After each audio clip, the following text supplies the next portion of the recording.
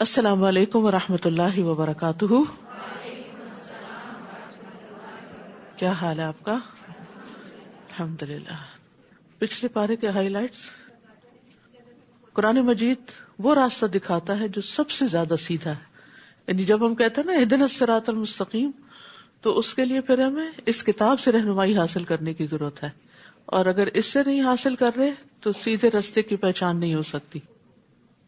پہلے تولو پھر بولو، سوچ سمجھ کے بولنا چاہیے. جی. آخرت کے لیے محنت کیے بغیر یہ سمجھنا کہ ہم آخرت کی تیاری کر رہے ہیں تو یہ خود کو دھوکہ دینے کے برابر ہے. علم حاصل کرنے کے لیے سفر کرنا ضروری ہے. والدین کے حق میں دعائیں کرنی چاہیے. ان کے احسانات کا جو بدلہ ہے وہ ہم ویسے تو دے ہی نہیں سکتے، لیکن دعا ایک ایسی چیز ہے. کوئی بھی شخص جو آپ پر احسان کرے، آپ دیکھیں کہ کتنے ہی لوگ ایسے ہوتے ہیں نا جو ہم پر مختلف طرح کے احسانات کر رہے ہوتے ہیں، لیکن ہمیں سمجھ نہیں آتی کہ ہم ان کا بدلہ کیسے دیں. ان میں سے ایک ماں باپ بھی ہیں. ماں باپ ہم پر سب سے زیادہ عنایات کرتے ہیں، لیکن ہم اتنا ہی ان کو تنگ بھی زیادہ کرتے ہیں. سب سے زیادہ اگر ہم دیکھیں تو ستاتے بھی انہیں کو ہیں. اور پھر جب ریئلائز کرتے ہیں ہم کہ ہم نے ماں باپ کا حق ادا نہیں کیا، تو پھر ہم چاہتے ہیں کہ کچھ کریں ان کے لیے، تو کچھ کر بھی نہیں سکتے. تو پھر کیا کرنا چاہیے؟ دعا کرنی چاہیے، ان کی تعریف کرنی چاہیے. ان کی اچھی عادتیں جو تھیں، ان کی اچھی خوبیاں جو تھیں، وہ اپنے بچوں کے سامنے اور لوگوں کے سامنے بیان کرنی چاہیے کہ ہمارے والدین ایسے کرتے تھے. اور اس کے علاوہ یہ کہ ان کے لیے دعا کریں، تاکہ کچھ نہ کچھ تو ان کے احسان کا بدلہ ہم دے نہیں سکتے، لیکن پھر بھی اللہ راضی ہو جائے گا انشاءاللہ. اگر والدین کے حق میں کوئی کمی کوتاہی ہو گئی ہے تو وہ بھی انشاءاللہ معاف ہو جائے گی. احسان کا بدلہ احسان ہے. سوچ سمجھ کے وعدہ کرنا چاہیے. وعدے کے معاملے میں بہت احتیاط برتنی چاہیے. کمٹمنٹس نبھانی چاہیے. کسی نیک کام پر ثابت قدمی حاصل ہو جانا یہ اللہ سبحانہ تعالیٰ کی نعمتوں میں سے. ہر عالم کے اوپر ایک اور عالم ہے، اس لیے کوئی عالم اپنے آپ کو سب سے بڑا عالم نہ سمجھے. اللہ اپنے بندوں پر والدین سے بھی زیادہ مہربان ہے. ان احسنتم احسنتم لانفسکم. اگر بندہ کسی پر کوئی احسان کرتا ہے، نیکی کا کوئی کام کرتا ہے، تو اس کا فائدہ دراصل اس کو خود ہی کو پہنچتا ہے. بظاہر وہ دوسرے کے ساتھ اچھا کر رہا ہوتا ہے، لیکن فائدہ خود سمیٹ رہا ہوتا ہے. شکر گزاری عمل کے ذریعے ہوتی ہے، یعنی صرف زبان سے کافی نہیں بلکہ کچھ کرنا ضروری ہوتا ہے. اولاد کا قتل کرنا جو ہے گناہ کبیرہ. علم کے لیے سفر کرنا، نکلنا جنت کے راستے کو آسان کر دیتا ہے. تو پھر لمبا لمبا سفر مشکل نہیں لگتا نا، پھر آسان لگتا ہے. ورنہ انسان سفر سے تو تھک ہی جاتا ہے. جیسے موسیٰ علیہ السلام نے کہا تھا لقد لقینا من سفرنا ھذا نصبا. ماشاءاللہ مجھے بہت خوشی ہے کہ آپ اتنا الرٹ ہو کے سنتے ہیں. جزاکم اللہ خیرا. السلام علیکم ورحمۃ اللہ وبرکاتہ.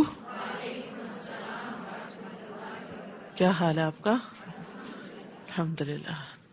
نحمده ونصلي على رسوله الكريم اما بعد فاعوذ بالله من الشيطان الرجيم بسم الله الرحمن الرحيم رب اشرح لي صدري ويسر لي امري واحلل عقدة من لساني يفقهوا قولي. قیامت کے دن قرآن مجید سفارشی بن کے آئے گا. ابو امامہ باہلی رضی اللہ عنہ سے مروی ہے، وہ کہتے ہیں کہ میں نے رسول اللہ صلی اللہ علیہ وسلم کو فرماتے ہوئے سنا، قرآن کی تلاوت کرو، بلا شبہ قیامت کے دن یہ اپنے ساتھیوں کی سفارش کے لیے آئے گا. تو اس لیے قرآن پڑھتے رہنا چاہیے، قرآن کے ساتھ تعلق مضبوط رہنا چاہیے. زندگی کا کوئی دن ایسا نہ گزرے کہ جس میں انسان قرآن سے تعلق نہ رکھتا ہو. قاری قرآن کے لیے عزت کا تاج اور اللہ کی رضامندی ہے. ابو ہریرہ رضی اللہ عنہ سے روایت ہے کہ نبی صلی اللہ علیہ وسلم نے فرمایا، قیامت کے دن قرآن آئے گا اور کہے گا، اے میرے رب اس قاری قرآن کو زیور پہنا دے. تو اس شخص کو عزت کا تاج پہنایا جائے گا. امیجن کریں کہ وہ کتنا خوبصورت ہوگا. پھر قرآن کہے گا، اے میرے رب اس میں اضافہ فرمائے، یعنی ابھی اور بھی. تو اس کو عزت کا لباس پہنا دیا جائے گا. پھر قرآن کہے گا، اے میرے رب اس سے راضی ہو جائیں. تو اللہ تعالیٰ اس شخص سے راضی ہو جائے گا. پھر اس سے کہا جائے گا، قرآن پڑھتے جاؤ اور جنت کے درجات چڑھتے جاؤ. ہر آیت کے ساتھ ایک نیکی بھی زیادہ کر دی جائے گی، ہر آیت کے ساتھ ایک درجہ بلند کر دیا جائے گا. والدین کے سر پر نور کا تاج پہنانے کا باعث ہوگا. بریدہ رضی اللہ عنہ سے روایت ہے، وہ کہتے ہیں کہ رسول اللہ صلی اللہ علیہ وسلم نے فرمایا، جس نے قرآن پڑھا اور سیکھا اور اس پر عمل کیا، یعنی صرف حافظ قرآن ہونا کافی نہیں، من قرأ القرآن وتعلم وعمل به، تو اس کے والدین کو قیامت کے دن نور کا ایسا تاج پہنایا جائے گا جس کی روشنی سورج کی روشنی کی طرح ہوگی، اور اس کے والدین کو ایسے 2 ریشمی حلے پہنائے جائیں گے، یعنی لباس، کہ پوری دنیا بھی ان 2 حلوں کی قیمت کے برابر نہ ہوگی، یعنی اتنے قیمتی اور اتنے مہنگے ہوں گے. وہ دونوں کہیں گے یہ ہمیں کیوں پہنایا گیا؟ تو کہا جائے گا تمہارے بچے کے قرآن حاصل کرنے کی وجہ سے. آج ہم اپنے بچوں پر دنیا کی ڈگریاں حاصل کرنے کے لیے تو بے پناہ خرچ کرتے ہیں، لیکن اگر وہ قرآن کی تعلیم حاصل کرنا چاہیں تو بعض اوقات فیسیلیٹیٹ نہیں کرتے. یہاں سوال یہ پیدا ہوتا ہے نا کہ صاحب قرآن کے درجے تو بلند ہوں گے، ہر آیت کے بدلے درجہ بلند ہوگا، لیکن والدین کے کیوں ہوں گے؟ صرف اس لیے نہیں کہ انہوں نے پیدا کیا، اس لیے کہ انہوں نے اپنے بچے کو فیسیلیٹیٹ کیا. کوئی بھی بچہ حافظ قرآن، عالم قرآن بن نہیں سکتا جب تک اس کے ماں باپ کا اس پر ہاتھ نہ ہو اور وہ مسلسل اس کے لیے اپنا خون نہ چلا رہے ہو. کیونکہ بچہ ہی حفظ نہیں کرتا، ماں باپ کو شاید اس سے دگنی محنت کرنی پڑتی ہے. تو وہ اس کا ایک اعزاز ہوگا اور اس کا ایک بدلہ ہوگا کہ اس کو قیامت کے دن اتنا بڑا اجر ملے گا. 16واں پارہ. اعوذ باللہ من الشیطان الرجیم، بسم اللہ الرحمن الرحیم. قال ألم أقل لك إنك لن تستطيع معي صبرا قال إن سألتك عن شيء بعدها فلا تصاحبني قد بلغت من لدني عذرا. شروع کرتی ہوں اللہ کے نام سے جو بے انتہا مہربان نہایت رحم فرمانے والا ہے. قال الم اقل لك انك لن تستطيع معي صبرا. خضر علیہ السلام نے کہا میں نے کہا نہ تھا کہ تم میرے ساتھ کبھی صبر نہ کر سکو گے؟ تو حصول علم کے لیے صبر شرط ہے. موسیٰ نے کہا اگر اس کے بعد میں نے کوئی بات پوچھی تو پھر مجھے اپنے ساتھ نہ رکھنا، اب میری طرف سے آپ پر کوئی عذر باقی نہ رہے گا. چنانچہ پھر وہ دونوں چل کھڑے ہوئے اگلی مہم کی طرف، یہاں تک کہ وہ دونوں ایک بستی والوں کے پاس آئے اور ان سے کھانا مانگا، مگر ان لوگوں نے ان کی ضیافت کرنے سے انکار کر دیا. وہاں انہوں نے ایک دیوار دیکھی جو گرا چاہتی تھی. خضر نے اس دیوار کو پھر سے قائم کر دیا. موسیٰ نے خضر سے کہا اگر آپ چاہتے تو ان سے اس کام کی اجرت لے سکتے تھے. خضر نے کہا اب میرا اور تمہارا ساتھ ختم ہوا، اب میں آپ کو ان باتوں کی حقیقت بتاتا ہوں جن پر آپ صبر نہ کر سکے. کشتی کا معاملہ تو یہ تھا کہ وہ چند مسکینوں کی ملکیت تھی. تو اس سے مسکین کی ڈیفینیشن کا بھی پتہ چلتا ہے کہ بعض اوقات زکوٰۃ کا مستحق کوئی ایسا شخص بھی ہو سکتا ہے. آپ کو معلوم ہے نا کہ زکوٰۃ کے مستحق میں فقراء اور مساکین ہیں. تو مسکین کون ہوتا ہے؟ مسکین وہ ہوتا ہے جس کے پاس ہو لیکن انف نہ ہو.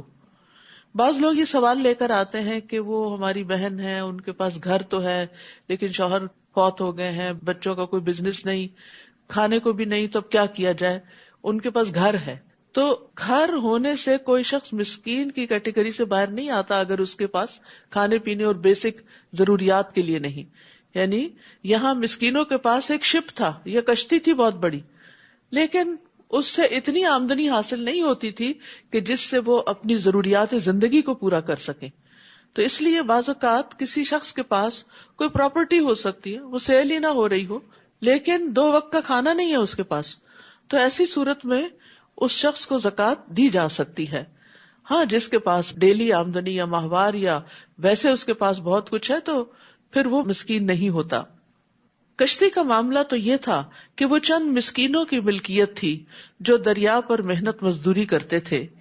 میں نے چاہا کہ اس کشتی کو عیب دار کر دوں کیونکہ ان کے آگے ایک ایسا بادشاہ تھا جو ہر کشتی کو زبردستی چھین لیتا تھا. تو بات یہ ہے کہ بعض اوقات زندگی میں ایسے نقصان ہو جاتے ہیں کہ انسان کو اس کی مصلحت اور حکمت سمجھ میں نہیں آتی اور انسان اس پر پریشان ہوتا ہے کہ ایسا کیوں ہو گیا میرے ساتھ. تو اس کے پیچھے کیا فائدہ ہے وہ اللہ کو معلوم ہوتا ہے. تو یہاں بھی وہی چیز ہمیں نظر آ رہی ہے کہ مسکینوں کی ایک آمدنی کا ذریعہ تھا اور انہوں نے اس کو بھی خراب کر دیا. لیکن یہ کہ وہ اس لیے کیا تھا کہ تاکہ یہ کشتی اگر عیب دار ہوگی تو ان کے ہاتھ سے پوری نہیں جائے گی ورنہ بادشاہ چھین لے گا. اور لڑکے کا قصہ یہ ہے کہ اس کے والدین مومن تھے. ہمیں اندیشہ ہوا کہ یہ لڑکا اپنی سرکشی اور کفر کی وجہ سے ان پر کوئی مصیبت نہ لا کھڑی کرے. تو اللہ سبحانہ وتعالیٰ کس طرح اپنے دوستوں کے لیے حسن تدبیر کرتا ہے. بظاہر تکلیف دہ معاملہ ہوتا ہے لیکن اس کے باطن میں اللہ کی رحمت ہوتی ہے. تو مومن کے لیے اللہ کی تقدیر اپنی خواہش سے بہتر ہوتی ہے. یعنی بعض اوقات آپ کی خواہشات ہوتی ہیں, آپ دعائیں کرتے ہیں, مثلاً کوئی عورت پریگننٹ ہوتی ہے, وہ اپنے آنے والے بچے کے لیے دعائیں, اس کی صحت کے لیے, اس کی زندگی کے لیے بہت سی دعائیں کرتی ہے, اس کے بہت سے خواب دیکھتی ہے, میں اپنے بچے کو یہ بناؤں گی, ایسا اور ایسا کروں گی. لیکن جب بچہ پیدا ہوتا ہے تو وہ بیمار ہوتا ہے یا معذور ہوتا ہے تو اس کے دل کے اندر ایک ڈاؤٹ آ جاتا ہے کہ کیا میری دعائیں قبول نہیں ہوئی یا مجھے دعائیں کرنی نہیں چاہیے. تو ایسا نہیں, بات یہ ہے کہ اللہ کو معلوم ہے کہ ماں کیا چاہتی ہے اور بچے کے حق میں کیا بہتر ہے, یا پھر اس ماں ہی کے حق میں آئندہ اس بچے کی وجہ سے کتنی بھلائیاں لکھی ہوئی ہیں جو اس کے بغیر حاصل نہیں ہو سکتی. تو یہاں پر بھی ہمیں یہ نقطہ یاد رکھنا چاہیے کہ بہت دفعہ ہماری دعاؤں کے برعکس ہمارے کام ہو جاتے, ہماری خواہشات کے برعکس چیزیں ہو رہی ہوتی ہیں. ہم ایک چیز چاہتے ہیں, اس سے محبت کرتے, وہ ہمیں حاصل ہی نہیں ہوتی. قتادہ کہتے ہیں کہ جب یہ لڑکا پیدا ہوا تھا تو اس کے والدین بہت خوش ہوئے تھے, اور جب وہ قتل ہوا تو بہت غمگین ہوئے. آپ سوچئے ایک بیٹا ہو کسی کا اور وہ بھی بڑی دعاؤں اور تمناؤں سے لیا گیا ہو, اور پھر اس کے بعد اس کو قتل کر دیا جائے تو ماں باپ کے دل پر کیا بیتے گی. ایسے کئی واقعات آپ سنتے ہیں. تو یہاں بھی یہی ہوا. لیکن یہاں حکمت کیا تھی کہ اگر یہ لڑکا زندہ رہتا تو اس کے والدین تباہ ہو جاتے. چونکہ والدین نیک تھے تو اللہ تعالیٰ نے ان کو ایک بڑی آفت مصیبت سے بچا لیا جو ان کے اپنے گھر میں پیدا ہو گئی تھی. تو اس لیے انسان کو اللہ کی تقدیر پر راضی رہنا چاہیے, کیونکہ مومن کے لیے اللہ کی تقدیر جسے وہ ناپسند کرتا ہے, بعض اوقات ہمارا دل بہت گھٹتا ہے نا کہ یہ چیزیں ایسے کیوں ہو رہی ہیں, تو وہ اس تقدیر سے بہتر ہے جسے وہ پسند کرتا ہے. یعنی بندہ جو چیز اپنے لیے چاہتا ہے اس سے بہتر ہے جو اللہ کا فیصلہ ہوتا ہے, بظاہر تکلیف دہ ہی کیوں نہ ہو. رسول اللہ صلی اللہ علیہ وسلم نے فرمایا, جس بچے کو خضر علیہ السلام نے قتل کیا تھا وہ کافر پیدا ہوا تھا. اگر وہ زندہ رہتا تو اپنے والدین کو سرکشی اور کفر پہ مجبور کر دیتا, تو ماں باپ کا بھی ایمان جاتا, کیونکہ بعض اوقات ماں باپ بچوں کی محبت کے ہاتھوں انہی کا دین یا انہی کے طریقے اختیار کر لیتے ہیں. اور یہاں یہ بھی یاد رکھیے کہ کبھی بھی تقدیر کے فیصلے پہ اللہ کو الزام نہ دیں کہ وائی می, اللہ آپ نے میرے لیے یہ کیوں لکھا یا یہ چیز کیوں زندگی میں پیش آئی. عبادہ بن صامت سے روایت ہے, وہ کہتے ہیں کہ ایک آدمی نبی صلی اللہ علیہ وسلم کے پاس آیا اور کہنے لگا, اللہ کے نبی کون سا عمل افضل ہے؟ آپ نے فرمایا, اللہ پر ایمان لانا, اس کی تصدیق کرنا, اس کے راستے میں جہاد کرنا. اس نے کہا, اللہ کے رسول میں اس سے آسان عمل چاہتا ہوں, یعنی میرے میں اتنی ہمت نہیں کہ یہ سب کچھ کر سکوں. آپ نے فرمایا, عفو درگزر کرنا اور صبر کرنا. اس نے کہا, اللہ کے رسول میرا ارادہ تو اس سے بھی آسان عمل کا ہے. آپ نے فرمایا کہ اللہ تمہارے بارے میں جو فیصلہ کر دیں اس پر اللہ تبارک و تعالیٰ کو الزام نہیں دینا. یعنی کچھ بھی زندگی میں پیش آ جائے تو یہی سوچنا کہ اس میں بھی خیر ہوگی, میرے رب نے مجھ پہ ظلم نہیں کیا, اس میں بھی کوئی حکمت ہے, کوئی مصلحت ہے. رضیت باللہ ربن, یعنی جب دل بھر آئے, جب دل پریشان ہو, جب چیزیں مرضی کے مطابق نہ ہو تو یہ کلمہ اونچی آواز میں پکارتے رہا کرے, رضیت باللہ ربن, میں اپنے رب کے رب ہونے پر راضی ہوں, مجھے کوئی اعتراض نہیں, میں بالکل بھی ناراض نہیں ہوں. تو اللہ سبحانہ تعالیٰ اس شخص کا دل بھی رضا سے بھر دے گا پھر, اور قیامت کے دن بھی اس سے راضی ہو جائے گا. فَأَرَدْنَا أَن يُبْدِلَهُمَا رَبُّهُمَا خَيْرًا مِّنْهُ زَكَاةً وَأَقْرَبَ رُحْمًا, لہذا ہم نے چاہا کہ ان کا رب اس لڑکے کے بدل انہیں اس سے بہتر لڑکا عطا کرے جو پاکیزہ اخلاق والا اور قرابت کا بہت خیال رکھنے والا ہو، یعنی والدین کے حق میں صلہ رحمی کرنے والا ہو۔ اور دیوار کی بات یہ ہے کہ وہ 2 یتیم لڑکوں کی تھی جو اس شہر میں رہتے تھے۔ اس دیوار کے نیچے ان کے لیے خزانہ دفن تھا، اور ان کا باپ ایک صالح آدمی تھا، لہذا آپ کے رب نے چاہا کہ یہ دونوں یتیم اپنی جوانی کو پہنچ کر اپنا خزانہ نکال لیں۔ یہ جو کچھ میں نے کیا سب آپ کے رب کی رحمت تھی۔ خضر نے خود کو کریڈٹ نہیں دیا، رب کی رحمت بتائی۔ میں نے اپنے اختیار سے کچھ بھی نہیں کیا، یعنی یہ تو اللہ کے احکام تھے جو میرے پاس آئے تھے اور میں ان احکامات کی پیروی کر رہا تھا۔ یہ ہے ان باتوں کی حقیقت جن پر آپ صبر نہ کر سکے۔ تو اللہ تعالیٰ کے احکامات 2 طرح کے ہوتے ہیں، ایک شرعی احکامات ہوتے ہیں جو پیغمبروں کو وحی کے ذریعے دیے جاتے ہیں، قرآن کی شکل میں، حدیث کی شکل میں، اور ایک کونی احکامات، تکوینی احکامات کہ جو کائنات سے متعلق ہوتے ہیں۔ اس کے لیے اللہ تعالیٰ نے اپنے فرشتے مقرر کر رکھے ہوتے ہیں کہ جن کے ذریعے وہ ان احکامات کی تعمیل کرواتا ہے۔ اب آپ دیکھیے کہ موسیٰ علیہ السلام کے لیے چونکہ حضرت خضر جو تھے وہ ایک انسان کی شکل میں یہ سارے کام کر رہے تھے، تو انہیں بڑے اچنبھے لگ رہے تھے، یعنی حیرت ہو رہی تھی کہ یہ سب کچھ کیا ہو رہا ہے اور کیوں ہو رہا ہے، اور یہ کچھ ٹھیک نہیں ہو رہا۔ حالانکہ اسی طرح کے بہت سے کام فرشتے ہر وقت کر رہے ہوتے ہیں، کسی کی جان لے رہے ہیں، کہیں عذاب لا رہے ہیں، کہیں بارش برسا رہے ہیں، کہیں بجلی کڑک رہی ہے، کہیں کچھ ہو رہا ہے، تو ہم میں سے کوئی یہ نہیں کہتا کہ دس از انفیئر، وہ کہتا ہے دس از پارٹ آف لائف۔ تو خضر علیہ السلام نے جب کیا تو وہ ان کو عجیب لگ رہے تھے، لیکن جب بھی کوئی شخص اللہ کے حکم سے کوئی کام کرتا ہے، وہ انسان ہو، وہ فرشتہ ہو، وہ پیغمبر ہو، ہماری عقل میں اگر وہ نہیں سماتا، ہماری عقل سے وہ بالا ہے، تو اس پر ہمیں اللہ کے فیصلوں پہ راضی ہو جانا چاہیے، اس پر ایمان لے آنا چاہیے، کیونکہ اسی کے اندر خیر ہوتی ہے۔ اور یہاں جو آخری واقعہ پیش آیا کہ جس بستی والوں نے انہیں کھانا نہیں دیا، وہاں خضر نے ایک دیوار بنا دی۔ یہ دیوار کیوں بنائی گئی تھی؟ یتیم بچوں کے خزانے کو محفوظ کرنے کے لیے، اور کہا جاتا ہے کہ وہ باپ عالم تھا اور بچوں کے لیے بہت سی کتابیں چھوڑ کر گیا تھا جو وہ اس کے نیچے تھیں، یعنی خزانے سے مراد صرف مال دولت نہیں تھی بلکہ علم کا خزانہ تھا، کیونکہ علم کی دولت دنیا کی دولت سے کہیں زیادہ بہتر ہوتی ہے۔ باقی دولت تو انسان کے ہاتھ سے چلی جاتی ہے، لیکن علم جو ہے وہ انسان کے ساتھ قبر میں بھی جاتا ہے۔ یہاں سے ایک اور بڑی اہم بات پتہ چلتی ہے، وہ یہ کہ نیک آدمی کی اولاد کی حفاظت کی جاتی ہے۔ یعنی آپ اگر نیک کام کرتے ہیں، اچھے کام کرتے ہیں، تو اس کا صلہ اگر آپ کو اپنی زندگی میں نظر نہیں آتا تو آپ اولاد کی خوشیوں کی شکل میں دیکھیں گے، اور والدین کی نیکیوں اور اس کی عبادت کی برکت سے اولاد کو دنیا اور آخرت میں بھلائیاں ملتی ہیں، کیونکہ دنیا میں وہ ان کے نام سے کماتا ہے اور آخرت میں وہ والدین کی سفارش کا بھی حقدار ہو سکتا ہے۔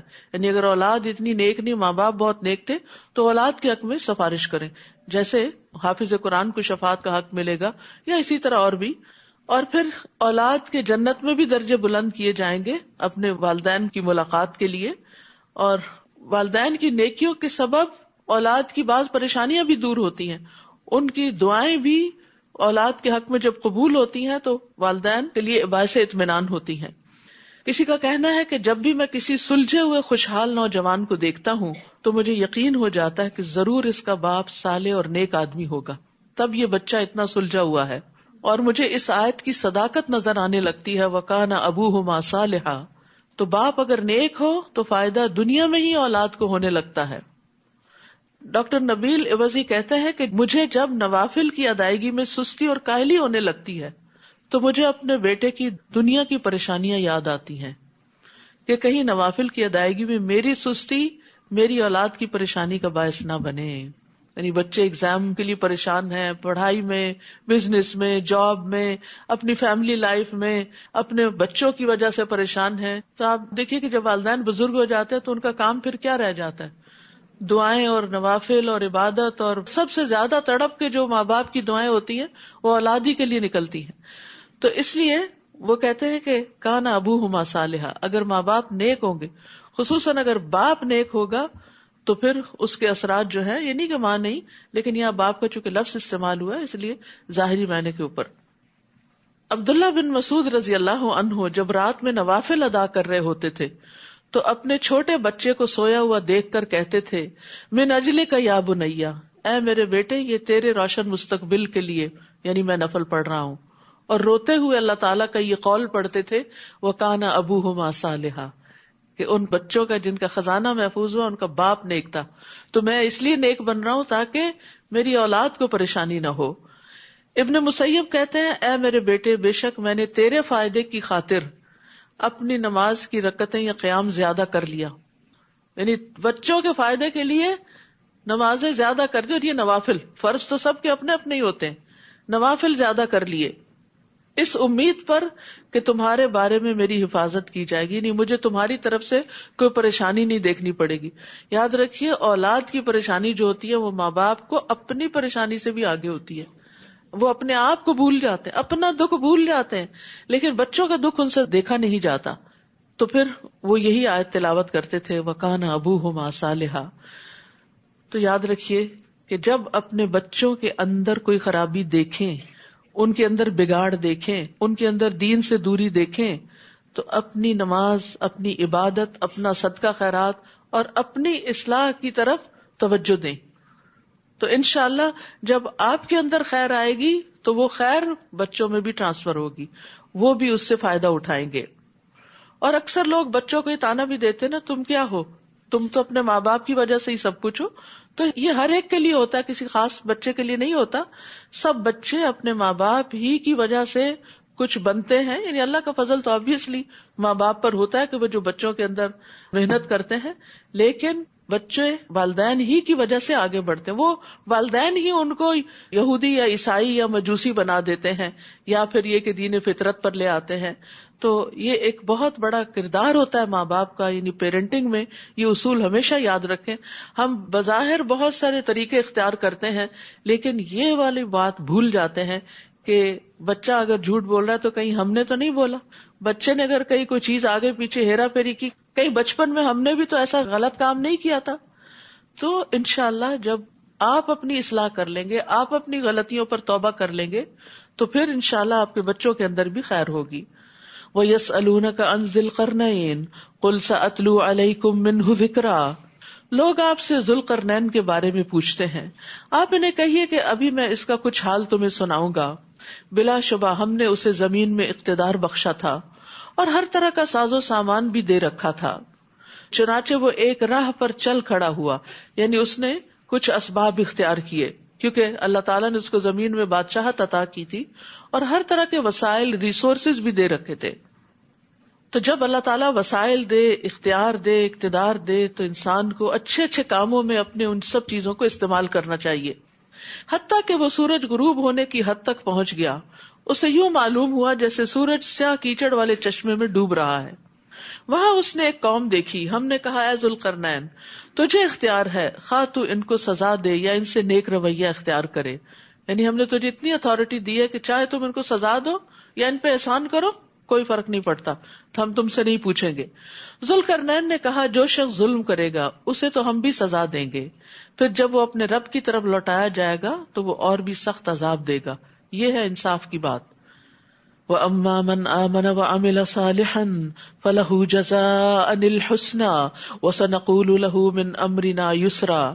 البتہ جو ایمان لے آیا اور نیک عمل کیے اسے اچھا بدلہ ملے گا اور اسے ہم اپنے آسان سے کام کرنے کو کہیں گے.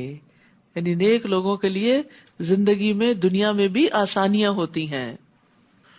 پھر وہ ایک اور راہ پہ چل پڑا، یعنی کچھ اور اسباب اختیار کیے، حتیٰ کہ وہ طلوع آفتاب کی حد تک جا پہنچا، یعنی مشرقی کنارے پہ جا پہنچا. اسے ایسا معلوم ہوا کہ سورج ایسی قوم پر طلوع ہو رہا ہے کہ سورج اور اس کی قوم کے درمیان ہم نے کوئی آڑ نہیں بنائی. واقعہ ایسا ہی تھا، اور ذوالقرنین کو جو حالات پیش آئے اسے ہم خوب جانتے ہیں. پھر وہ ایک تیسری راہ پر چل پڑا، حتیٰ کہ وہ دو بلند گھاٹیوں کے درمیان جا پہنچا. وہاں ان کے پاس اس نے ایسی قوم دیکھی جو بات بھی نہ سمجھتی تھی. وہ کہنے لگے اے ذوالقرنین، یاجوج اور ماجوج نے اس زمین میں فساد مچا رکھا ہے. اگر ہم آپ کو کچھ چندہ اکٹھا کر دیں تو کیا آپ ہمارے اور ان کے درمیان ایک دیوار چن دیں گے، یعنی ہماری مدد کریں. ذوالقرنین نے جواب دیا میرے رب نے مجھے جو مالی قوت دے رکھی ہے وہ بہت ہے، یعنی مجھے تمہارے مال کی ضرورت نہیں. منصف بادشاہ تھا نا، تو جو منصف بادشاہ ہوتے ہیں وہ لوگوں کی خیر کا پیغام لے کے جاتے ہیں، نہ کہ وہاں سے کچھ فائدے سمیٹنے جاتے ہیں. تو مجھے جو میرے رب نے مال دیا ہے وہ میرے لیے بہت ہے، تم بس بدنی قوت سے میری مدد کرو، یعنی محنت کر کے، تو میں ان کے اور تمہارے درمیان بند بنا دوں گا، تو یاجوج ماجوج تم تک نہیں پہنچ سکیں گے. تو اس سے یہ پتہ چلتا ہے کہ ایک عادل بادشاہ جو ہے وہ اپنے رعایا کے حقوق کی حفاظت کرتا ہے، ان کی ضروریات کو پورا کرتا ہے، ان کی سرحدوں کی اصلاح کرتا ہے، اور جس مال کو وہ بیت المال میں جمع کرتا ہے ان کو وہ اچھے کاموں اور اچھے پروجیکٹس میں استعمال کرتا ہے. اور اچھا انتظام کرنے کے لیے بادشاہ پہ 3 شرائط عائد ہوتی ہیں. پہلی بات، اس خزانے میں سے اپنے لیے کچھ خاص نہ کرے، یعنی وہ اس خزانے پہ اپنا ذاتی تصرف نہ کرے اور اس پر یہ نظر نہ رکھے کہ میں اس سے کیا فائدہ اٹھاؤں. دوسرا یہ ہے کہ سب سے پہلے ضرورت مندوں پر خرچ کرنے سے ابتدا کرے اور ان کی مدد کرے، غریب لوگ اور جو محتاج ہیں ان سے آغاز کرے. اور تیسرے، لوگوں کے مرتبوں کے مطابق عطیات دینے میں مساوات سے کام لے، یعنی جو لوگ اس مملکت کے اندر بڑے بڑے کام کر رہے ہوں ان کو جب کوئی سیلری یا کوئی گفٹ یا ان کے اپریسیشن کے لیے کوئی ٹوکن دیا جائے تو پھر سب کے ساتھ مساوات بھی برتی جائے. لیکن جو رعایا کی ضرورت پوری نہ کرے اس کے لیے وعید بھی ہے. رسول اللہ صلی اللہ علیہ وسلم نے فرمایا، اللہ عز و جل جس شخص کو مسلمانوں کے امور کا والی اور ذمہ دار بنائے اور پھر وہ ان کی ضروریات، حاجت مندی اور فقیری میں ان سے ملنے سے گریز کرے تو اللہ بھی اس سے حجاب فرما لے گا، جبکہ وہ ضرورت مند ہوگا، محتاج ہوگا اور فقیر ہوگا. آتونی زبر الحدید، مجھے لوہے کی چادریں لا دو. ذوالقرنین نے جب ان چادروں کو ان دونوں گھاٹیوں کے درمیان برابر کر کے خلا کو پاٹ دیا تو ان سے کہا کہ اب آگ دہکاؤ، حتیٰ کہ جب لوہے کی چادریں آگ کی طرح سرخ ہو گئی تو اس نے کہا اب میرے پاس پگھلا ہوا تانبا لاؤ کہ میں ان چادروں کے درمیان بہا کر پیوست کر دوں، یعنی اس کو بالکل برابر کر دوں. تو اس سے یہ پتہ چلتا ہے کہ ذوالقرنین نے سارا کام اپنے ہاتھ میں نہیں لیا ہوا تھا، بلکہ اس کو ڈیلیگیٹ کیا اور سب کا تعاون بھی حاصل کیا. تو جو لوگ مل جل کر کام کرتے ہیں، کوئی چادریں لا رہا ہے اور کوئی ان کو تپا رہا ہے اور کوئی تانبا پگھلا رہا ہے اور پھر کوئی الٹا رہا ہے، تو اس سے کیا ہوتا ہے، بہت بڑے بڑے کام ہو جاتے ہیں. اور جب ہم اکیلے ہی سب کام کرنے کو چل پڑتے ہیں اور اپنے ہی ہاتھ میں سب کچھ لے لیتے ہیں تو پھر بڑا کام نہیں ہو سکتا. اس لیے نیکی کے کاموں میں جہاں دوسروں سے تعاون کرنا چاہیے وہاں دوسروں کا تعاون بھی خوشی سے لینا چاہیے، ان کو ویلکم کرنا چاہیے، ان کے آئیڈیاز کو ویلکم کرنا چاہیے، ان کی مدد لینے کو خوشی کا باعث سمجھنا چاہیے کہ آپ ان کو نیکی کا موقع دے رہے ہیں. کیونکہ بعض اوقات ہم یہ کہتے ہیں کیا کسی کو تکلیف دینی، کیا اس کو کہنا. نہیں، جب آپ کسی کو کچھ کہتے ہیں تو اس کو بھی ایک اچھے کام کا موقع ملتا ہے. بعض لوگ ہوتے ہیں ان کو نیکی کے کام کے اور بڑے بڑے کاموں کے بڑے خوبصورت آئیڈیاز آتے رہتے ہیں، لیکن کچھ لوگوں کا دماغ اس طرح کام نہیں کرتا. کچھ لوگ جو ہیں وہ دور تک دیکھ سکتے ہیں چیزوں کو، اور کچھ لوگ قریب کی چیزیں بھی انہیں سمجھ نہیں آتی کیا کرنی ہے. تو ایسے میں جن لوگوں کو اللہ نے ذہنی صلاحیت دی ہو، لیڈرشپ کے مقام پر فائز کیا ہو، انہیں چاہیے کہ وہ بندوں سے کام لینا بھی جانے. یعنی ایک بہت بڑی کوالٹی ہوتی ہے کہ آپ کسی کو کام لگا دیں. ایک ہے آپ خود محنت مزدوری کریں جیسے کوئی مزدور کر رہا ہوتا ہے، ایک ہے کوئی ایسا بزنس شروع کرتا ہے کہ 1000 لوگوں کو محنت مزدوری پہ لگا دیتا ہے، کتنے لوگوں کی جاب نکال دیتا ہے اس میں سے. تو یہ ظاہر ہے obviously ایک بڑا کام ہے. تو ہمیشہ صرف خود ہی کام کرنے کا نہ سوچیں، دوسروں کو بھی کام لگائیں. اسی طرح گھر کے اندر بھی اپنے بچوں کو بھی ساتھ کام لگائیں، اور اکٹھے کام کرنے سے باہم محبت بھی پیدا ہوتی. فَمَسْتَعُوا أَن يَظْهَرُوهُ وَمَسْتَطَاعُوا لَهُ نَقْبًا. اس طرح یہ بند ایسا بن گیا کہ یاجوج ماجوج نہ تو اس کے اوپر چڑھ سکتے تھے اور نہ ہی اس میں کوئی سوراخ کر سکتے تھے. ذوالقرنین کہنے لگا یہ میرے رب کی رحمت سے بن گیا ہے، مگر میرے رب کے وعدے کا وقت آ جائے گا تو وہ اس بند کو پیوند خاک کر دے گا. یعنی اللہ کے سامنے تو یہ دیوار کچھ بھی نہیں، اور میرے رب کا وعدہ برحق ہے. اس دن ہم لوگوں کو کھلا چھوڑ دیں گے قیامت کے دن کہ وہ ایک دوسرے سے گتھم گتھا ہو جائیں، اور سور پھونکا جائے گا، پھر ہم سب لوگوں کو اکٹھا کر دیں گے. حشر کا مطلب ہوتا ہے جمع کرنا، ان کو جمع کر دیں گے. اس دن ہم جہنم کو کافروں کے سامنے لے آئیں گے جن کی آنکھوں پر میرے ذکر سے غفلت کا پردہ پڑا ہوا تھا اور وہ کچھ سننے کو ہی تیار نہ تھے. استغفر اللہ. یہ دو فیکلٹیز جو استعمال نہیں کرتا رب کو پہچاننے کے لیے اور رب کی یاد کے لیے، تو پھر وہ بہت ناشکرا انسان ہوتا ہے. کیا کافروں نے یہ سمجھ رکھا ہے کہ وہ مجھے چھوڑ کر میرے بندوں کو ہی کارساز بنا لیں گے؟ ہم نے ایسے لوگوں کی مہمانی کے لیے جہنم تیار کر رکھی ہے. آپ ان سے کہیے، کیا ہم تمہیں بتائیں کہ لوگوں میں اعمال کے لحاظ سے سب سے زیادہ نقصان اٹھانے والے کون ہیں؟ یعنی جو کام بھی کرتے ہیں لیکن انہیں ان کے کام کا کوئی فائدہ نہیں ہوگا بلکہ الٹا نقصان ہی ہوگا. یہ وہ لوگ ہیں جنہوں نے اپنی تمام تر کوشش دنیا کی زندگی کے لیے ہی کھپا دی. ان کی نیت، ارادہ، ان کا غم، ہم، فکر، سب کا سب صرف دنیا تھی، اور جو کچھ انہوں نے کیا صرف دنیا کے فائدے کے لیے کیا. پھر وہ یہ بھی سمجھے بیٹھے ہیں کہ وہ بڑے اچھے کام کر رہے ہیں، یعنی اپنے کاموں پر، اپنی کارکردگی، پرفارمنس پر بڑے خوش بھی ہیں. تو اس بات کی دلیل ہے کہ کچھ لوگ کام تو کرتے ہیں اور وہ سمجھتے ہیں کہ وہ اچھا کام کر رہے ہیں، لیکن اس کے باوجود ان کی ساری محنت ضائع ہو جاتی ہے. اچھا کرنے کے باوجود ان کو حاصل کچھ نہیں ہوتا.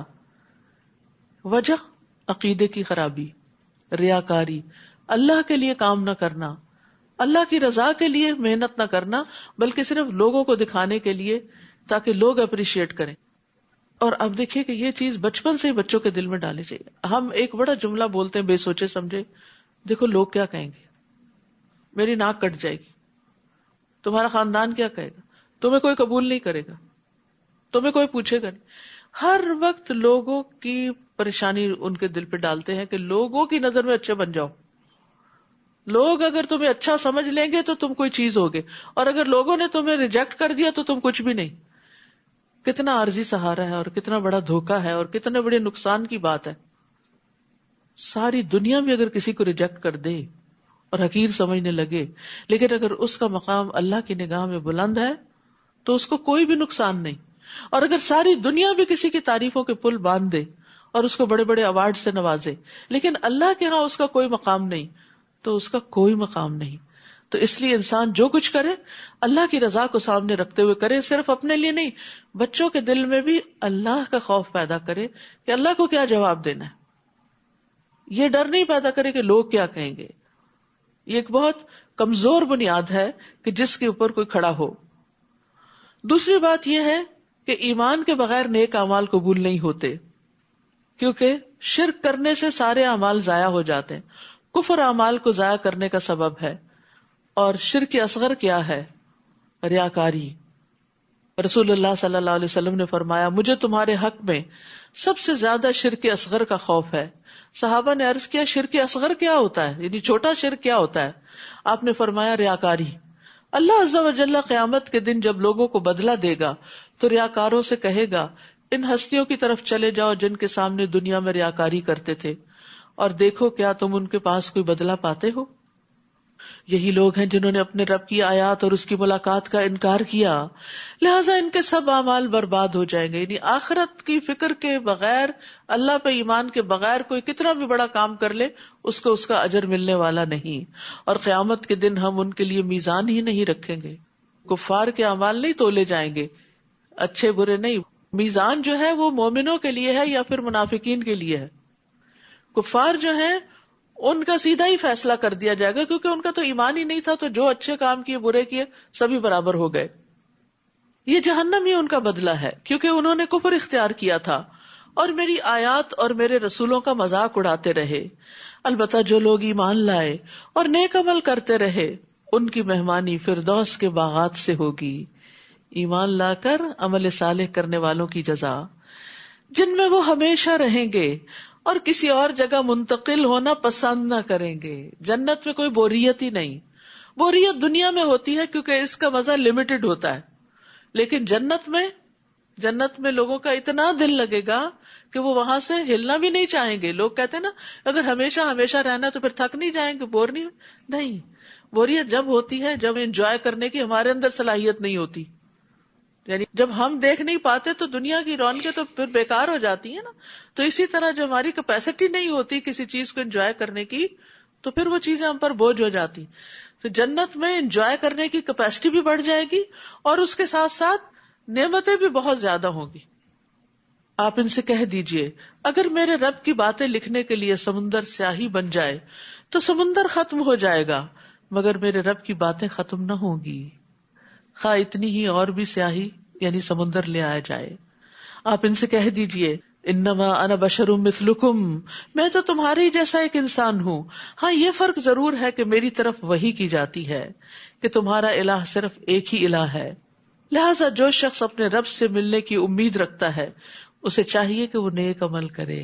رب کی ملاقات کا شوق ہے تو اچھے اچھے کام کر لو، بہترین چیزیں تیار کرو ساتھ لے جانے کے لیے، اور اپنے رب کی عبادت میں کسی دوسرے کو شریک نہ کرے، یعنی ریاکاری نہ کرے، کوئی دکھاوا نہ کرے، کسی اور کے لیے اچھے کام نہ کرے۔ سورۃ مریم۔ بسم اللہ الرحمن الرحیم کافہا یا عین صاد ذکر رحمت ربک عبدہ زکریا اذ نادى ربه نداء خفيا قال رب إني وهن العظم مني واشتعل الرأس شيبا ولم أكن بدعائك رب شقيا۔ شروع کرتی ہوں اللہ کے نام سے جو بے انتہا مہربان نہایت رحم فرمانے والا ہے۔ کاف ہا یا عین صاد، یہ آپ کے رب کی اس رحمت کا ذکر ہے جو اس نے اپنے بندے زکریا پر کی علیہ السلام۔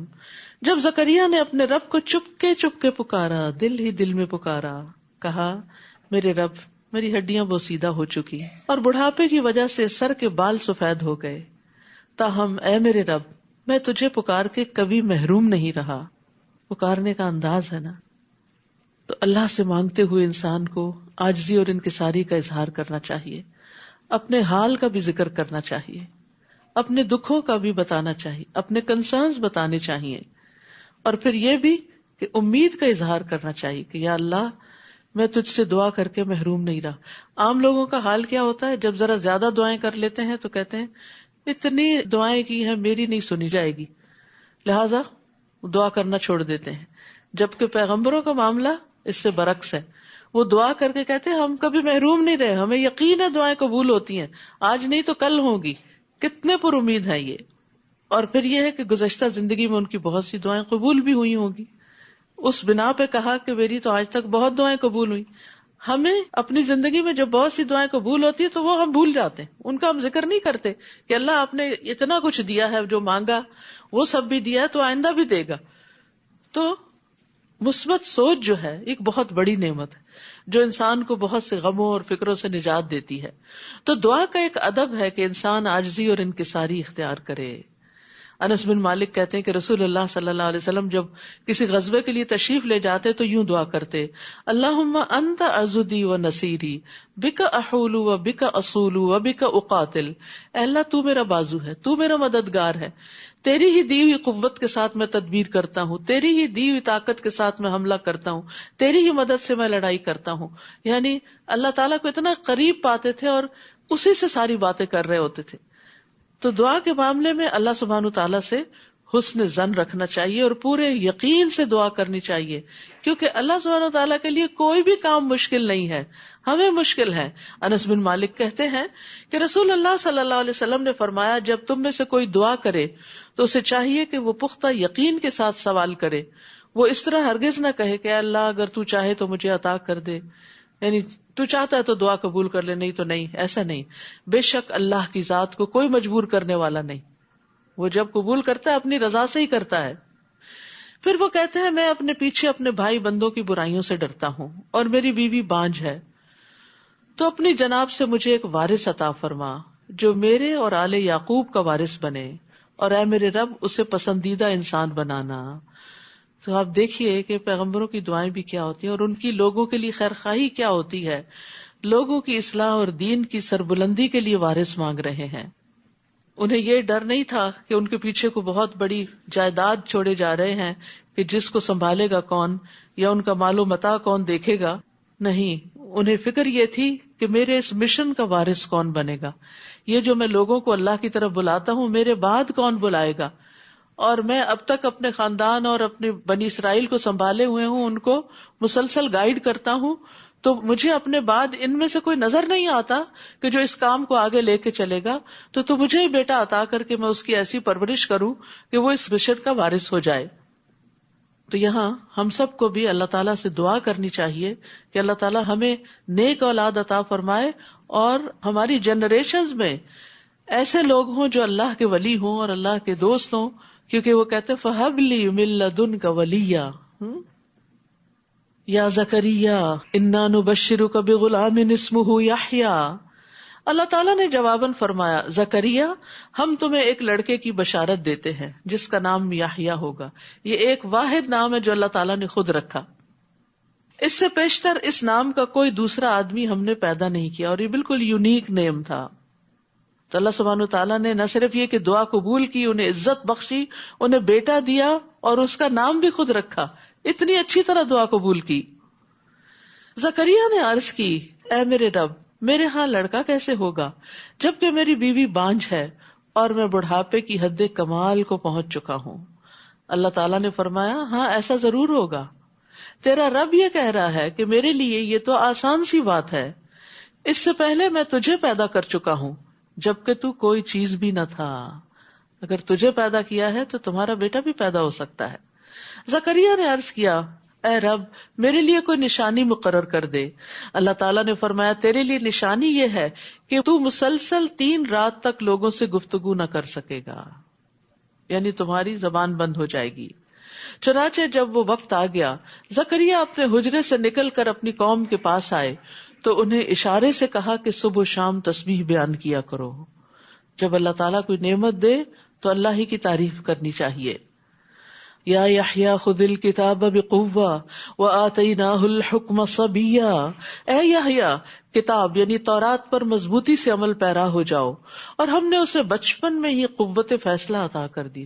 سبحان اللہ، اللہ تعالیٰ کی دین ہے. بعض بچے بچپن میں ہی بہت میچور اور سمجھدار ہوتے ہیں اور والدین کو بھی سمجھا رہے ہوتے ہیں. ہم نے اسے اپنی مہربانی سے نرم دل اور پاک سیرت بنایا اور وہ فی الواقع پرہیزگار تھا. وہ اپنے والدین سے ہمیشہ اچھا سلوک کرتا تھا اور کسی وقت بھی جابر اور نافرمان نہ ہوا. تو یہ یحییٰ علیہ السلام کی صفات یہاں بھی اور سورۃ آل عمران میں بھی بیان ہوئی ہیں کہ اللہ تعالیٰ دعائیں قبول کرتا ہے تو کس اچھے طریقے سے کرتا ہے کہ انہیں بیٹا بھی دیا اور اس کے ساتھ وہ ساری کوالٹیز دی کہ جو شاید ان کے بھی ذہن میں نہیں تھیں، اور وہ اس کام کے لیے جو انتہائی ضروری تھی ان سب صفات کے ساتھ ان کو پیدا کیا. وَسَلَامٌ عَلَيْهِ يَوْمَ وُلِدَ وَيَوْمَ يَمُوتُ وَيَوْمَ يُبْعَثُ حَيًّا.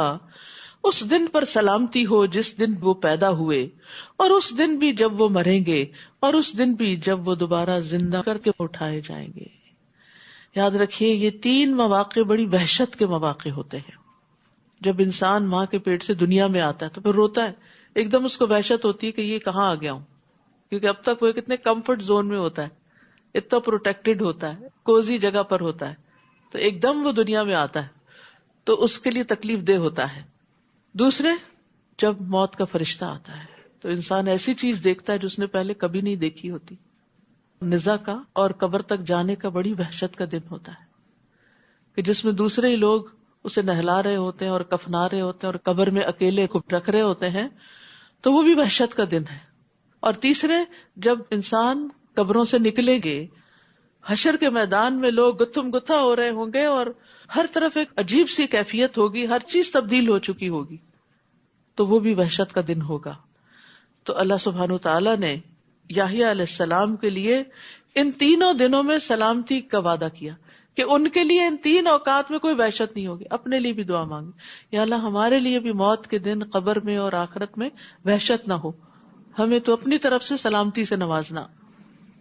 اور اس کتاب میں مریم کا حال بھی ذکر کیجیے جب وہ اپنے گھر والوں سے الگ ہو کر مشرقی جانب گوشہ نشین ہو گئی تھی. تفصیل اس کی سورۃ آل عمران میں گزر چکی ہے. اور پردہ ڈال کر ان سے چھپ گئی تھی. اس وقت ہم نے اس کی طرف اپنی روح یعنی فرشتے کو بھیجا جو ایک تندرست انسان کی شکل میں مریم کے سامنے آ گیا. وہ بولی اگر تمہیں کچھ اللہ کا خوف ہے تو میں تم سے اللہ کی پناہ مانگتی ہوں، کیونکہ ان کا کبھی کسی مرد سے انٹریکشن نہیں ہوا تھا اور وہ عبادت کے لیے آئی تھی، اور ایک دم اپنے عبادت گاہ میں ایک مرد کو دیکھ کر بہت پریشان ہو گئی. تو انہوں نے شر دور کرنے کے لیے اور اس مرد کے شر سے جو ان کو پتہ نہیں تھا کہ فرشتے ہیں، پناہ مانگنے کے لیے اللہ عز و جل کا خوف دلایا کہ تم اللہ سے ڈرو. وہ بولے میں تو تمہارے رب کا بھیجا ہوا ہوں، میں تو فرشتہ ہوں، مرد نہیں ہوں، اور اس لیے آیا ہوں کہ تمہیں ایک پاک سیرت لڑکا دوں. وہ بولی میرے ہاں لڑکا کیسے ہوگا جبکہ مجھے کسی انسان نے چھوا تک نہیں اور میں بدکار بھی نہیں ہوں، یعنی کوئی سبب نہیں ہے بیٹا پیدا ہونے کا. وہ بولے ہاں ایسا ہی ہوگا، تمہارے رب نے فرمایا ہے کہ میرے لیے یہ آسان سی بات ہے، اور اس لیے بھی ایسا ہوگا کہ ہم اس لڑکے کو لوگوں کے لیے ایک نشانی بنائیں اور وہ ہماری طرف سے رحمت ہوگا، اور یہ کام ہو کے رہے گا. ڈن. چنانچہ مریم کو اس بچے کا حمل ٹھہر گیا اور وہ اس حالت میں ایک دور کے مکان میں علیحدہ جا بیٹھی. پھر زچگی کی درد انہیں کھجور کے تنے تک لے آئی تو کہنے لگی کاش میں اس سے پہلے مر چکی ہوتی اور میرا نام و نشان بھی باقی نہ رہتا. یعنی تکلیف بھی تھی اور اس بات کا خوف بھی تھا کہ اب اس بچے کو لے کے جائیں گی کہاں، اور خود وہ اتنی پرہیزگار اور نیک مشہور تھی، تو ایک نیک پاک دامن عورت سے کسی ایسی چیز کی توقع کوئی بھی نہیں کرتا، تو انہیں اپنی عزت کا بھی بہت خوف تھا. یعنی فزیکل النس بھی تھی اور ایموشنلی بھی پریشان تھی. اس وقت درخت کے نیچے سے فرشتے نے انہیں پکار کر کہا غمزدہ نہ ہو، اللہ تحزنی، تمہارے رب نے تمہارے نیچے ایک چشمہ بہا دیا ہے، اور اس کھجور کے تنے کو زور سے ہلاؤ، وہ آپ پر تازہ پکی ہوئی کھجوریں گرائے گا. تو یاد رکھیے رزق کے لیے اسباب اختیار کرنا ضروری ہے. یعنی کھجوریں تھیں لیکن ہلانی خود پڑیں گی. رزق اللہ کی طرف سے آتا ہے لیکن محنت انسان کو کرنی پڑتی ہے، اور وہ محنت اس تکلیف کے وقت میں بھی ان کو کرنی پڑ رہی تھی، اور اس لیے بھی کہ اس وقت ایکسرسائز بھی ہو جائے اور اس کے ساتھ ساتھ یہ کہ انرجی بھی ملے. اور زچہ کے لیے کھجور سب سے بہترین چیز ہے. اور آج کل آپ دیکھ رہے ہیں کہ افطار کے وقت اتنے لمبے دن کے بعد پانی اور کھجور کھانے کے بعد یوں لگتا سیراب ہو گئے اور کچھ کھانے کی ضرورت نہیں ہے. کیا برکت ہے رمضان کی، اور کیا برکت ہے سحری کھانے کی، اور کیا برکت ہے افطار کی. سبحان اللہ. یعنی ایک عجیب ایکسپیرینس ہے. آپ سبھی کر رہے ہوں گے اس کو. رمضان آنے سے پہلے سبھی ڈرے ہوں گے لنچ ٹائم پہ کیا ہوگا، بڑی سخت بھوک لگتی ہے، پتہ نہیں کہاں غائب ہوئی ہیں وہ بھوکیں ساری. یہ اللہ کی رحمت ہے، اور یہ ایک زبردست روحانی ایکسپیرینس ہوتا ہے جو اللہ سبحانہ وتعالیٰ ہر سال ہمیں کراتے ہیں، اور فزیکلی بھی اور ایموشنلی بھی ایک تزکیہ کرتے ہیں بندوں کا. تو رمضان ایک بہت بڑی نعمت ہے اللہ سبحانہ وتعالیٰ کی. تو بہرحال یہاں جو بات کی جا رہی ہے وہ یہ کہ انسان کو چاہیے کہ رزق کی تلاش میں کوئی نہ کوئی سبب اور ہیلا کرے، بیٹھا نہ رہے میں اللہ پہ توکل کرتا ہوں کچھ آ ہی جائے گا، ٹپک پڑے گا. نہیں، کچھ نہ کچھ کوشش کرنی پڑتی ہے. فَكُلِي وَاشْرَبِي وَقَرِّي عَيْنًا، بس کھاؤ پیو اور اپنی آنکھیں ٹھنڈی کرو. پھر اگر تمہیں کوئی آدمی دیکھے تو کہہ دینا میں نے اللہ کے لیے روزے کی نظر مانی ہے، لہذا آج کسی انسان سے بات نہ کروں گی. اب آئے گی الزامات کی بچھاڑ، تو اس کے جواب میں خاموشی. کتنا زبردست حل بتایا گیا. اور پھر اللہ کے لیے نظر مانی. ان کی شریعت میں چپ کا روزہ ہوتا تھا، شکر ہے ہماری بھی نہیں، ورنہ ہم دورہ قرآن کیسے کرتے. اور پھر ایک اور بات یہ کہ چپ اللہ کے لیے اور بولنا بھی اللہ کے لیے. تو اصل عبادت یہی ہوتی ہے کہ جو چیز اللہ تعالی پسند کرے اس کو اس وقت پہ کر لینا، یہی اصل اطاعت ہے. یعنی اس پہ عقل یا لاجک اور یہ ساری چیزیں کاؤنٹ نہیں کرتی. اس پہ یہ دیکھنا پڑتا ہے کہ اللہ تعالیٰ کس مقرر وقت پہ آپ سے کیا چاہتے. سحری کے وقت کھانا روک دیں، افطاری کے وقت کچھ نہ کچھ ضرور کھائیں، چاہے پانی کا ایک گھونٹ ہی کیوں نہ ہو. تو یہاں پر اللہ سبحانہ تعالیٰ نے ان کو یہ کہا کہ آپ نے بولنا نہیں، بس چپ رہنا ہے. فَأَتَتْ بِهِ قَوْمَهَا تَحْمِلُهُ، پھر وہ اس بچے کو اٹھائے اپنی قوم میں آئیں. وہ کہنے لگے مریم تو بہتان والی چیز لائی ہے، یہ تو کچھ اچھا نہیں کیا تم نے. اے ہارون کی بہن، نہ تو تیرا باپ کوئی برا آدمی تھا اور نہ ہی تیری ماں بدکار تھی. مریم نے اس بچے کی طرف اشارہ کر دیا تو وہ کہنے لگے ہم اس سے کلام کیسے کریں جو ابھی گود کا بچہ ہے. بچہ بول اٹھا، قال انی عبد اللہ آتانی الکتاب وجعلنی نبیا، میں اللہ کا بندہ ہوں، اللہ نے مجھے کتاب دی ہے اور نبی بنایا. سبحان اللہ. گود میں جو بچہ ہے اس کو نبوت عطا کر دی گئی ہے کہ یہ بڑا ہو کر اس کا کام کیا ہوگا. اور خاص طور پر یہ جو عیسیٰ علیہ السلام کی زبان سے کہلوایا گیا انی عبد اللہ، میں اللہ کا بندہ ہوں. تو جب بھی کوئی کرسچن آپ سے انٹریکٹ کرے اور عیسیٰ علیہ السلام کی پوزیشن پوچھنا چاہے کہ ہمارے دین میں کیا ہے، تو اس کو سورۃ مریم پڑھنے کے لیے دیا کریں کہ ہماری کتاب حضرت مریم کے بارے میں کیا کہتی ہے اور حضرت عیسیٰ کے بارے میں کیا کہتی ہے کہ انی عبداللہ، میں اللہ کا بندہ ہوں اور جہاں کہیں بھی میں رہوں اس نے مجھے بابرکت بنایا. وجعلنی مبارکن اینما کنت. کچھ لوگ خیر کی کنجیاں ہوتے ہیں، جہاں جاتے ہیں خیر پھیلاتے، جہاں جاتے ہیں دوسروں کی خوشی اور آرام کا سبب بنتے ہیں، ایسے لوگ مبارک ہوتے ہیں. اور کچھ لوگ شر کی کنجیاں ہوتے ہیں اور خیر کے تالے ہوتے ہیں. حدیث کے مفہوم سے اخذ کیا یہ بات میں نے، یعنی کچھ لوگوں سے آپ خیر کی توقع کر ہی نہیں سکتے. وہ آئیں گے تو آپ گھبرا اٹھیں گے، پتہ نہیں اب یہ کیا بات کریں گے، کون سا تانا دیں گے اور کہاں نقصان دے دیں گے اور کس چیز پہ تنقید شروع کر دیں گے اور کیا چیز خراب کر کے جائیں گے. تو یہ ساری چیزیں شر سے تعلق رکھتی ہیں.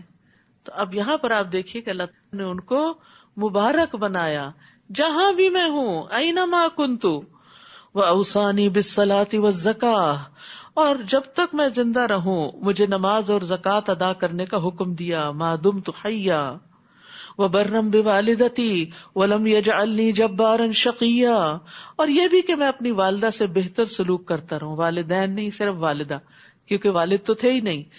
نیز اللہ نے مجھے جابر اور بدبخت نہیں بنایا.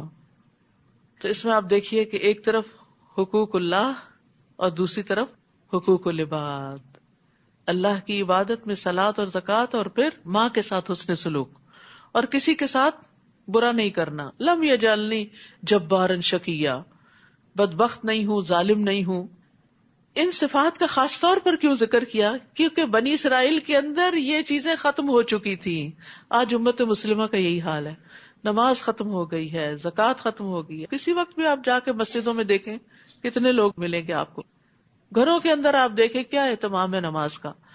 اور پھر دوسری طرف زکوٰۃ بھی منمانے طریقے سے جو دینا ہو چیریٹی میں دیتے رہتے ہیں، باقاعدہ کیلکولیشن کر کے زکوٰۃ اینولی نہیں نکالتے، کیونکہ زکوٰۃ اس وقت تک ادا نہیں ہوتی جب تک اس کی نیت نہ ہو، جب تک اس کا حساب کتاب نہ ہو، اور جب تک وہ ان لوگوں کو نہ دی جائے جن کو دینا ضروری ہے. فریضہ ادا نہیں ہوتا. اور دوسری طرف والدین کے ساتھ آج اولاد کیا کر رہی ہے ہم سب جانتے ہیں. تو بنی اسرائیل جو تھے اس کے اندر یہی خرابیاں پیدا ہو چکی تھی. تو خاص طور پر عیسیٰ علیہ السلام ان خوبیوں کو لے کر آئے تھے. اور والدہ کا خیال اس لیے بھی کہ ان کے معاشرے میں بھی عورت بڑی کمزور تھی، عورت کے حقوق نہیں تھے. تو عیسیٰ علیہ السلام نے جب کہا کہ اپنی والدہ کے ساتھ اچھا سلوک کروں گا، تو یہ اصل میں عورت کے حقوق ہی کی ایک بات ہے. والسلام علی یوم ولدت و یوم اموت و یوم ابعث حیا، مجھ پر سلامتی ہو جس دن میں پیدا ہوا، جس دن میں مروں گا، اور اس دن بھی جب میں زندہ کر کے اٹھایا جاؤں گا. وہی 3 مواقع ہیں وحشت کے جن میں سلامتی کی بات ہو رہی ہے. یہ ہے عیسیٰ ابن مریم کا قصہ. یہی سچی بات ہے جس میں وہ جھگڑا کر رہے ہیں. اللہ کو یہ شایع نہیں کہ کسی کو اپنا بیٹا بنائے. وہ ایسی باتوں سے پاک ہے. جب وہ کسی کام کا فیصلہ کرتا ہے تو بس یہ کہہ دیتا ہے کہ ہو جا، تو وہ ہو جاتا ہے. وَإِنَّ اللَّهَ رَبِّي وَرَبُّكُمْ فَاعْبُدُوهُ هَذَا صِرَاطٌ مُسْتَقِيمٌ. اور آپ انہیں بتائیں کہ اللہ ہی میرا اور تمہارا رب ہے، لہٰذا اسی کی عبادت کرو، یہی سیدھی راہ ہے. پھر مختلف گروہوں نے آپس میں اختلاف کیا. بس ایسے کافروں کے لیے ہلاکت ہے جو بڑے دن کی حاضری کا انکار کر رہے ہیں.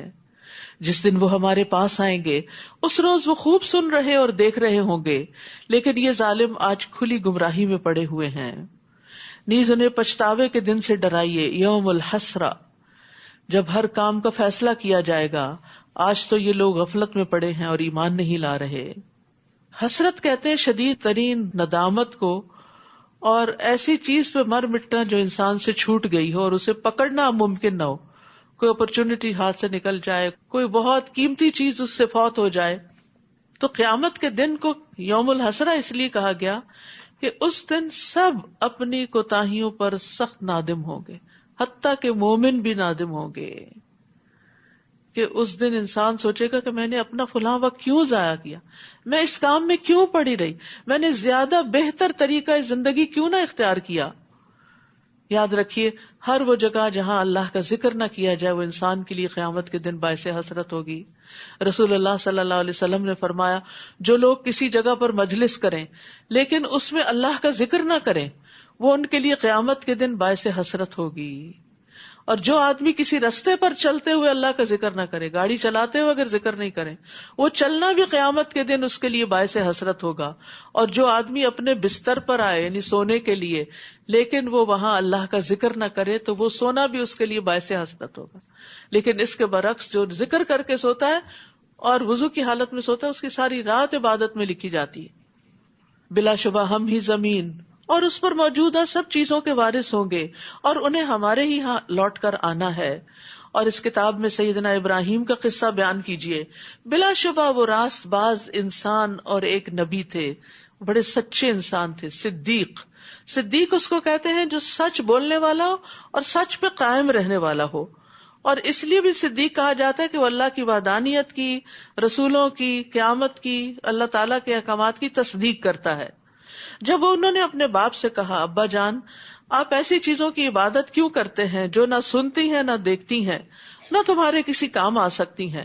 ابا جان میرے پاس ایسا علم ہے جو آپ کے پاس نہیں آیا، لہٰذا میرے پیچھے چلیے، میں آپ کو سیدھی راہ بتاؤں گا.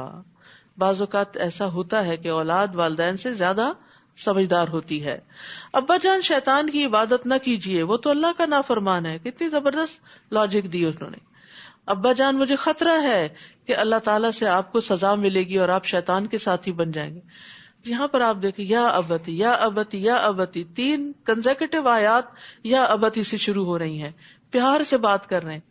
والدین کو بھی اگر کچھ سمجھانا ہو تو پیار اور محبت سے سمجھائیں، چاہے وہ کافر ہی کیوں نہ ہو، چاہے وہ کتنا بھی بڑے مجرم کیوں نہ ہو، لیکن ان کے ساتھ بات کرتے ہوئے ادب لازم ہے. باپ نے جواب دیا، ابراہیم کیا تو میرے معبودوں سے برگشتہ ہو گیا؟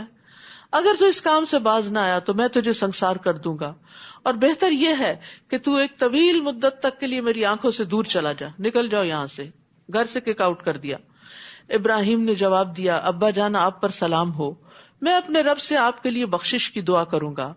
بلا شبہ میرا رب مجھ پر مہربان ہے.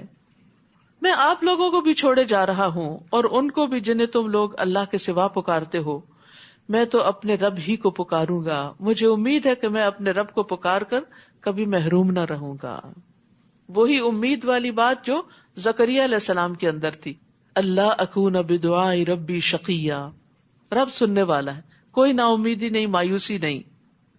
پھر جب ابراہیم علیہ السلام ان لوگوں کو چھوڑ کر ہجرت کر گئے اور ان چیزوں کو بھی جنہیں وہ لوگ اللہ کے سوا پوچھتے تھے انہیں بھی چھوڑ دیا، تو ہم نے انہیں اسحاق عطا کیا اور اس کے بعد یعقوب بھی. ان سب کو ہم نے نبی بنایا. کس طرح اللہ سبحانہ وتعالیٰ نے کمپنسیٹ کیا. والدین اور رشتہ دار اور ماں باپ اور خاندان اور کنبہ اور قبیلہ اور دوست اور علاقہ، ان سب کا بہترین نعم البدل دیا کہ نیک اولاد دی.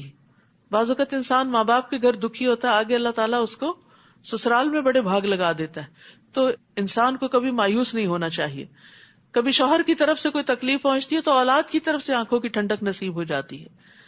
تو انسان کو اللہ تعالیٰ سے خیر ہی مانگتے رہنا چاہیے. ہم نے ان سب کو اپنی رحمت سے نوازا تھا اور ذکر خیر سے بلند کیا تھا. وَجَعَلْنَا لَهُمْ لِسَانَ صِدْقٍ عَلِيًّا، یعنی ان کو دنیا میں بھی اچھی ناموری عطا کی.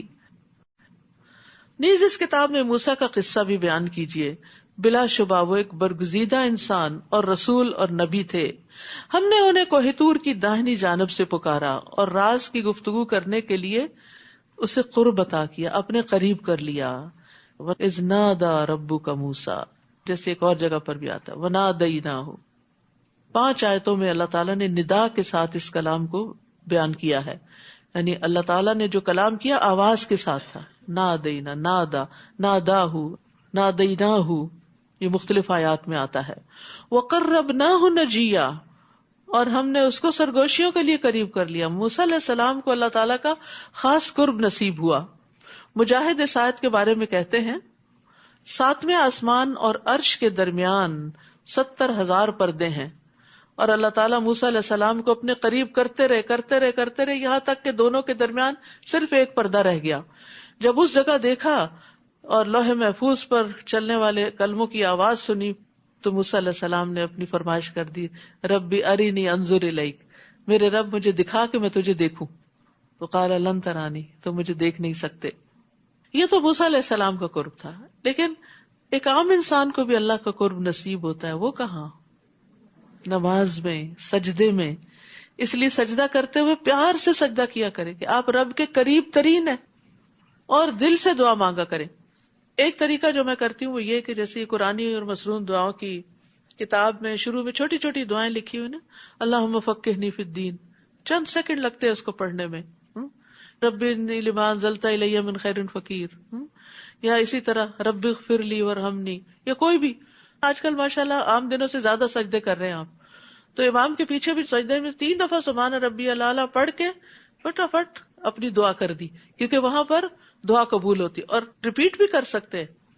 1-2 صفحے یاد تو ہوں گے آپ کو، تو وہ ذرا ایک نظر دیکھ کے تاکہ آپ کو سیکوینس یاد رہے تو آپ ان کو ریپیٹ کرتے رہیں۔ اس طرح انشاءاللہ دعائیں رمضان کی راتوں میں، قیام کے دوران، سجدوں میں آپ مانگ سکیں گے۔ چلے لمبی تو نہیں، اور امام لمبی دعا کا وقت بھی نہیں دیتے، وہ بھی جلدی میں ہوتے ہیں، تو اس میں یہ ہے کہ چھوٹی سی دعا تو مانگی جا سکتی ہے، اور اللہ تعالیٰ اگر وہ قبول کر لے تو پتہ نہیں کتنی خیر اور بلائی کے خزانے آپ کے لیے کھل جائے، اور اس رمضان کے بعد معلوم نہیں اور نیکیوں کی کیسی کیسی اپرچونٹیز آپ کو ملے۔ تو رب کو پکارنا چاہیے، اور رب کے قریب جا کے رب سے دعا کرنی چاہیے، یعنی سجدے میں۔ وَوَهَبْنَا لَهُ مِن رَحْمَتِنَا أَخَاهُ هَارُونَ نَبِيًّا، اور اپنی مہربانی سے ان کے بھائی ہارون کو نبی بنا کر اسے مدد کے طور پر دے دیا۔ دلچسپ بات یہ کہ موسیٰ علیہ السلام کی اولاد کا ذکر نہیں ملتا، لیکن ان کے بھائی کا ذکر ملتا ہے۔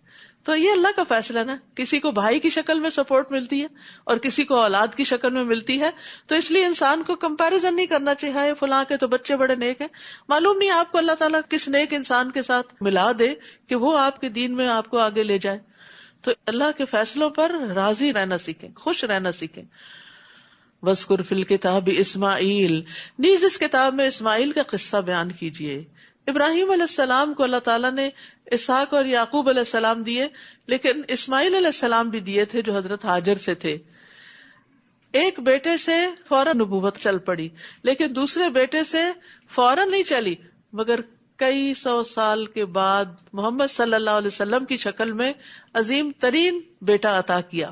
نبی صلی اللہ علیہ وسلم فرماتے تھے نا، میں اپنے باپ ابراہیم کی دعا ہوں، انہوں نے آپ کے لیے دعا کی تھی۔ تو بعض اوقات ایسا ہوتا ہے کہ ہماری زندگی میں ہماری نسلوں کو بھاگ لگ جاتے ہیں، اور بعض اوقات یہ بھی ہوتا ہے کہ انسان دعائیں مانگتا رہتا ہے، اللہ دعائیں رائے گاہ نہیں کرتا، اور صدیوں بعد کوئی ایسا بچہ اس نسل میں پیدا ہو جاتا ہے جو کسی کی دعا کا نتیجہ ہوتا ہے، وہ بھی صدقہ جاریہ بن جائے گا۔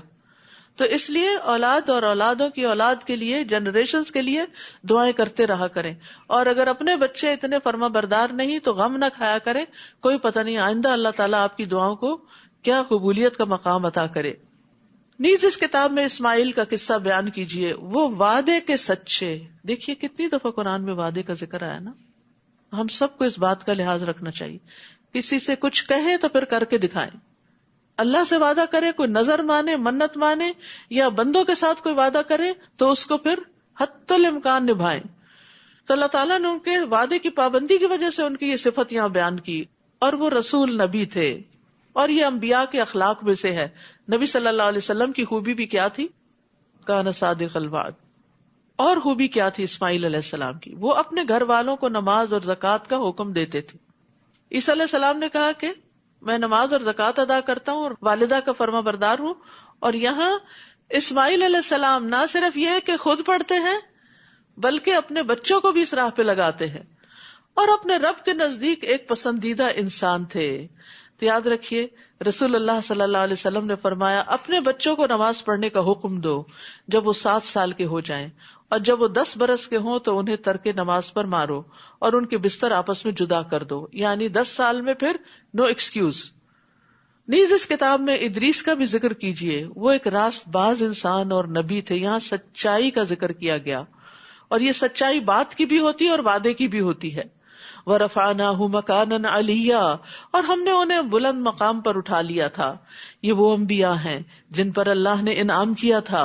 وہ آدم کی اولاد سے اور ان لوگوں سے تھے جنہیں ہم نے نوح کے ساتھ کشتی میں سوار کیا تھا، اور ابراہیم اور اسرائیل کی اولاد سے نہیں، یعقوب علیہ السلام کی اولاد سے تھے، اور ان لوگوں سے تھے جنہیں ہم نے ہدایت عطا کی تھی اور برگزیدہ کیا تھا.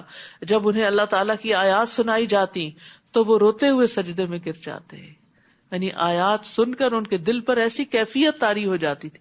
لیکن یہ کیفیت اسی پہ ہو سکتی ہے جس کو قرآن سمجھ آتا ہو. پھر ان کے بعد ان کی نالائق اولاد ان کی جانشین بنی، جنہوں نے نماز کو ضائع کر دیا. تو نالائق اولاد کون سی ہوتی ہے؟ جو نماز چھوڑ دے اور اپنی خواہشات کے پیچھے لگ گئے. دنیا دنیا دنیا. وہ ان قریب گمراہی کے انجام سے دوچار ہوں گے. فسوف یلقون غیا. ابن مسعود کہتے ہیں کہ غی جہنم کی ایک وادی ہے جس کی گہرائی بہت لمبی اور اس کی خوراک بہت بری ہے. جو نماز نہیں پڑھیں گے ان کو وہاں ٹھکانہ ملے گا. تو انسان کو اپنی نماز کی وقتاً فوقتاً دیکھ بھال کرتے رہنا چاہیے، کیونکہ نماز کو ضائع کرنا دین کو ضائع کرنا ہے. اور اس میں نماز کو یا تو پڑھنا ہی نہ، یہ بھی ضائع کرنا ہے، یا پڑھنا تو لیٹ کر کے پڑھنا، یہ بھی ضائع کرنا ہے. لوگوں نے ابن مسعود سے پوچھا کہ نماز کو ضائع کرنے کا مطلب کیا ہے؟ تو انہوں نے کہا اس سے مراد ہے نماز کو اتنی دیر سے پڑھنا کہ اصل وقت ہی نکل جائے. لوگوں نے کہا ہم یہ سمجھتے تھے کہ نماز کو چھوڑنا اسے ترک کرنا ہے. انہوں نے کہا اگر وہ نماز چھوڑ دیتے تو کافر ہو جاتے. یہ ابن مسعود کا کہنا ہے. صحابہ نمازوں کو ضائع ہوتے دیکھ کر رویا کرتے تھے. امام زہری کہتے ہیں کہ میں دمشق میں انس بن مالک کی خدمت میں گیا. آپ اس وقت رو رہے تھے. میں نے عرض کیا آپ کیوں رو رہے ہیں؟ انہوں نے فرمایا اب میں اس نماز کے علاوہ نبی صلی اللہ علیہ وسلم کے دور کی کوئی چیز نہیں پاتا، اور اب اس نماز کو بھی ضائع کر دیا گیا، یعنی اس کو تاخیر سے پڑھتے ہیں. وہ لیٹ پڑھنے پر رو رہے تھے، لیکن جو پڑھے ہی نہ ان کی موت کا منظر کیا ہے. وَالْتَفَّتِ السَّاقُ بِالسَّاقِ إِلَىٰ رَبِّكَ يَوْمَئِذٍ الْمَسَاقُ فَلَا صَدَّقَ وَلَا صَلَّىٰ وَلَٰكِنْ كَذَّبَ وَتَوَلَّىٰ. اور پنڈلی کے ساتھ پنڈلی لپٹ جائے گی، یعنی موت کا وقت جب آئے گا اس دن تیرے رب کی طرف روانگی ہے. نہ اس نے تصدیق کی نہ نماز ادا کی، لیکن جھٹلایا اور منہ پھیرا.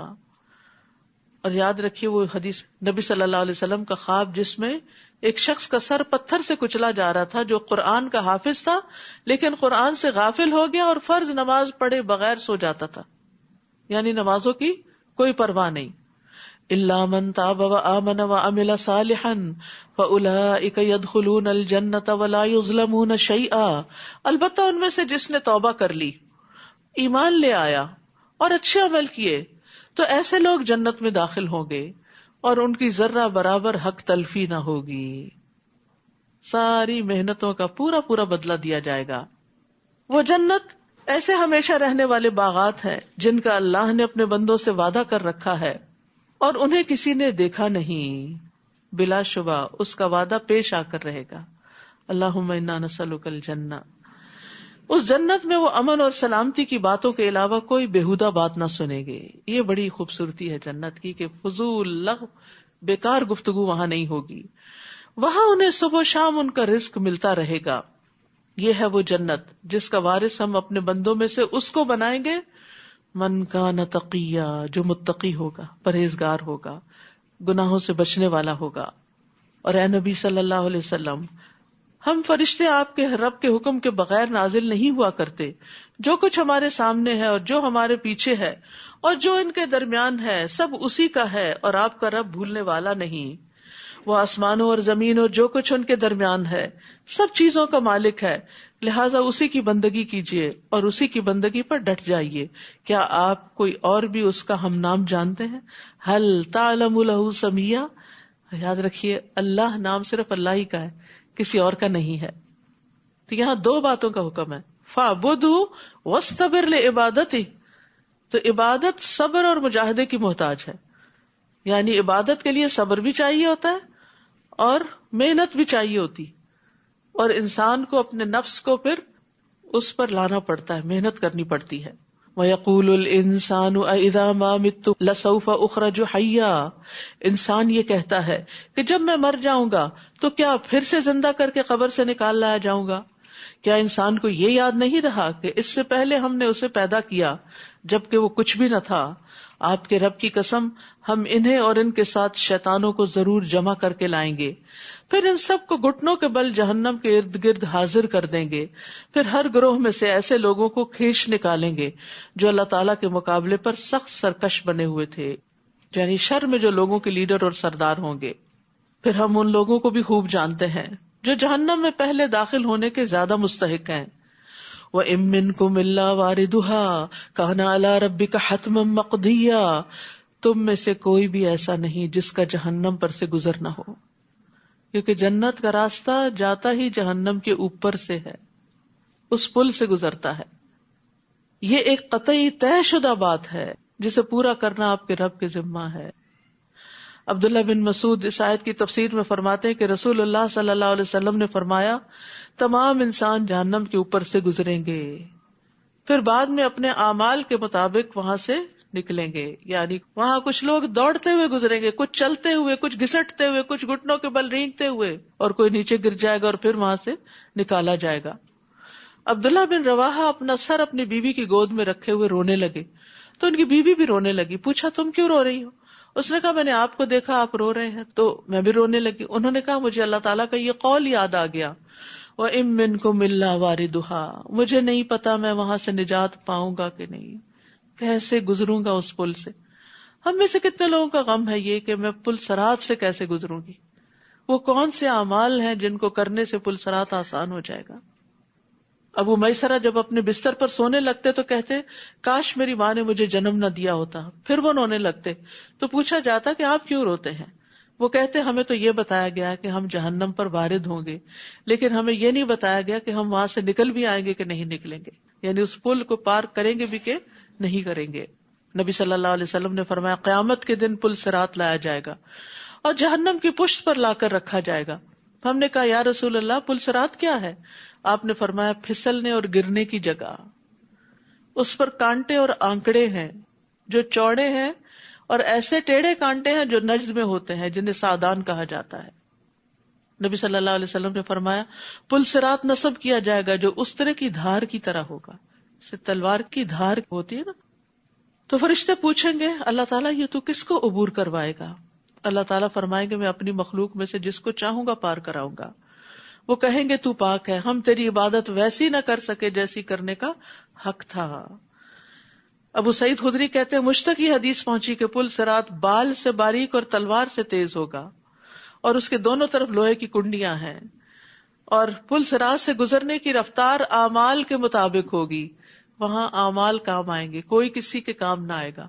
حضرت عائشہ نے جب پوچھا تھا نا نبی صلی اللہ علیہ وسلم سے کہ کیا ہمیں آپ وہاں یاد رکھیں گے، تو آپ نے فرمایا 3 جگہوں پہ کوئی کسی کو یاد نہیں رکھے گا، اور ان میں سے ایک مقام پل صراط سے گزرنا ہے۔ اور پھر یہاں اللہ تعالیٰ کیا فرماتے کہ متقی لوگوں کو اس سے بچا لیا جائے گا۔ وہاں کچھ لوگ دوڑتے ہوئے گزریں گے، کچھ چلتے ہوئے، کچھ گھسٹتے ہوئے، کچھ گھٹنوں کے بل رینگتے ہوئے۔ جو جتنا اللہ سے ڈرتا ہے اور نیک کام کرتا ہے اور اپنے نفس کو کنٹرول میں رکھتا ہے، وہ اتنی تیزی کے ساتھ وہاں سے گزر جائے گا۔ ثم ننجی الذین اتقوا، پھر ہم پرہیزگاروں کو تو جہنم سے نجات دیں گے، وَنَذَرُ الظَّالِمِينَ فِيهَا جِثِيًّا، مگر ظالموں کو اس میں گھٹنوں کے بل گرے ہوئے چھوڑ دیں گے۔ اور جب ان پر ہماری واضح آیات پڑھی جاتی ہیں تو کافر ایمان والوں سے کہتے ہیں، بتاؤ ہم دونوں گروہوں میں سے کس کی حالت بہتر ہے اور کس کی مجلس اچھی ہے، دار ارقم اچھا ہے یا دار الندوہ اچھا ہے؟ ان کو اپنی مجلس پر بڑا فخر تھا، اپنی اسمبلی کی جگہ پر۔ حالانکہ ہم ان سے پہلے کئی ایسی قومیں ہلاک کر چکے ہیں جو ساز و سامان اور ظاہری شان و شوکت کے لحاظ سے ان سے بہتر تھی۔ تو یاد رکھیے، اچھے لباس اور اچھے رہن سہن کا اللہ کے یہاں کوئی مقام نہیں۔ اللہ سبحانہ وتعالیٰ جسموں اور شکلوں کو نہیں دیکھتا، اللہ سبحانہ وتعالیٰ انسان کے دل کو دیکھتا ہے کہ اس میں تقویٰ کتنا ہے، اور اعمال کو دیکھتا ہے کہ یہ کر کے کیا لایا ہے۔ آپ ان سے کہیے، جو شخص گمراہی میں پڑا ہوا ہو تو اللہ تعالیٰ اسے ایک مدت تک ڈھیل دیے جاتے ہیں، یہاں تک کہ یہ لوگ وہ کچھ دیکھ لیتے ہیں جس کا ان سے وعدہ کیا جاتا ہے، خواہ یہ عذاب الہی ہو یا قیامت ہو۔ اس وقت انہیں معلوم ہو جائے گا کہ کس کا حال برا ہے اور کس کا جتھا کمزور ہے۔ اور جو لوگ راہ راست پر چلتے ہیں، اللہ انہیں مزید ہدایت عطا کرتے ہیں۔ نیکی کے راستے پہ چلنے کا نتیجہ آگے نیکیوں سے ملاقات ہے۔ اور باقی رہنے والی نیکیاں ہی آپ کے رب کے نزدیک ثواب اور انجام کے لحاظ سے بہتر ہیں. والباقیات الصالحات خیر عند ربک ثوابا وخیر مردا. تو یاد رکھیے ہر شخص علم یا نیک عمل کے لیے جو کوشش کرتا ہے، محنت کرتا ہے، تو اللہ تعالیٰ اس کوشش کے بدلے اس کو ایک اور نیکی کی توفیق دے دیتے ہیں. ٹھیک ہے. اور یہ باقیات الصالحات کیا ہے؟ سبحان اللہ والحمد للہ ولا الہ الا اللہ واللہ اکبر. بھلا آپ نے اس شخص کی حالت پر بھی غور کیا جو ہماری آیات کا انکار کرتا ہے اور کہتا ہے کہ مجھے مال اور اولاد ضرور دیا جائے گا؟ کیا اسے غیب کا پتہ چل گیا ہے یا اس نے اللہ سے کوئی عہد لے رکھا ہے؟ ایسا ہرگز نہیں ہوگا. اور جو کچھ یہ کہہ رہا ہے اسے ہم لکھ لیں گے اور اس کے عذاب میں مزید اضافہ کریں گے. اور جن باتوں کے متعلق یہ کہہ رہا ہے، مال اور اولاد، ان کے وارث تو ہم ہوں گے اور یہ اکیلا ہی ہمارے پاس آئے گا. یعنی مال اولاد سب پیچھے رہ جاتا ہے، انسان اکیلا رب کے حضور حاضر ہوتا ہے. یعنی قبر میں بھی اکیلا جاتا ہے اور آخرت میں بھی اکیلا اٹھے گا. وَيَأْتِينَا فَرْدًا. نیز ان لوگوں نے اللہ کے سوا دوسرے معبود بنا رکھے ہیں تاکہ وہ ان کے مددگار بنے. ایسا ہرگز نہ ہوگا، وہ معبود تو ان کی عبادت سے ہی انکار کر دیں گے بلکہ الٹا ان کے مخالف بن جائیں گے. تو جو غیر اللہ سے مدد طلب کرتا ہے وہ بے یار و مددگار ہی رہتا ہے. آپ دیکھتے نہیں کہ ہم نے کافروں پر شیطان چھوڑ رکھے ہیں جو انہیں ہر وقت مخالفت حق پر اکساتے رہتے ہیں، یعنی خواہشات میں مبتلا کرتے رہتے ہیں، فساد کی راہیں دکھاتے ہیں.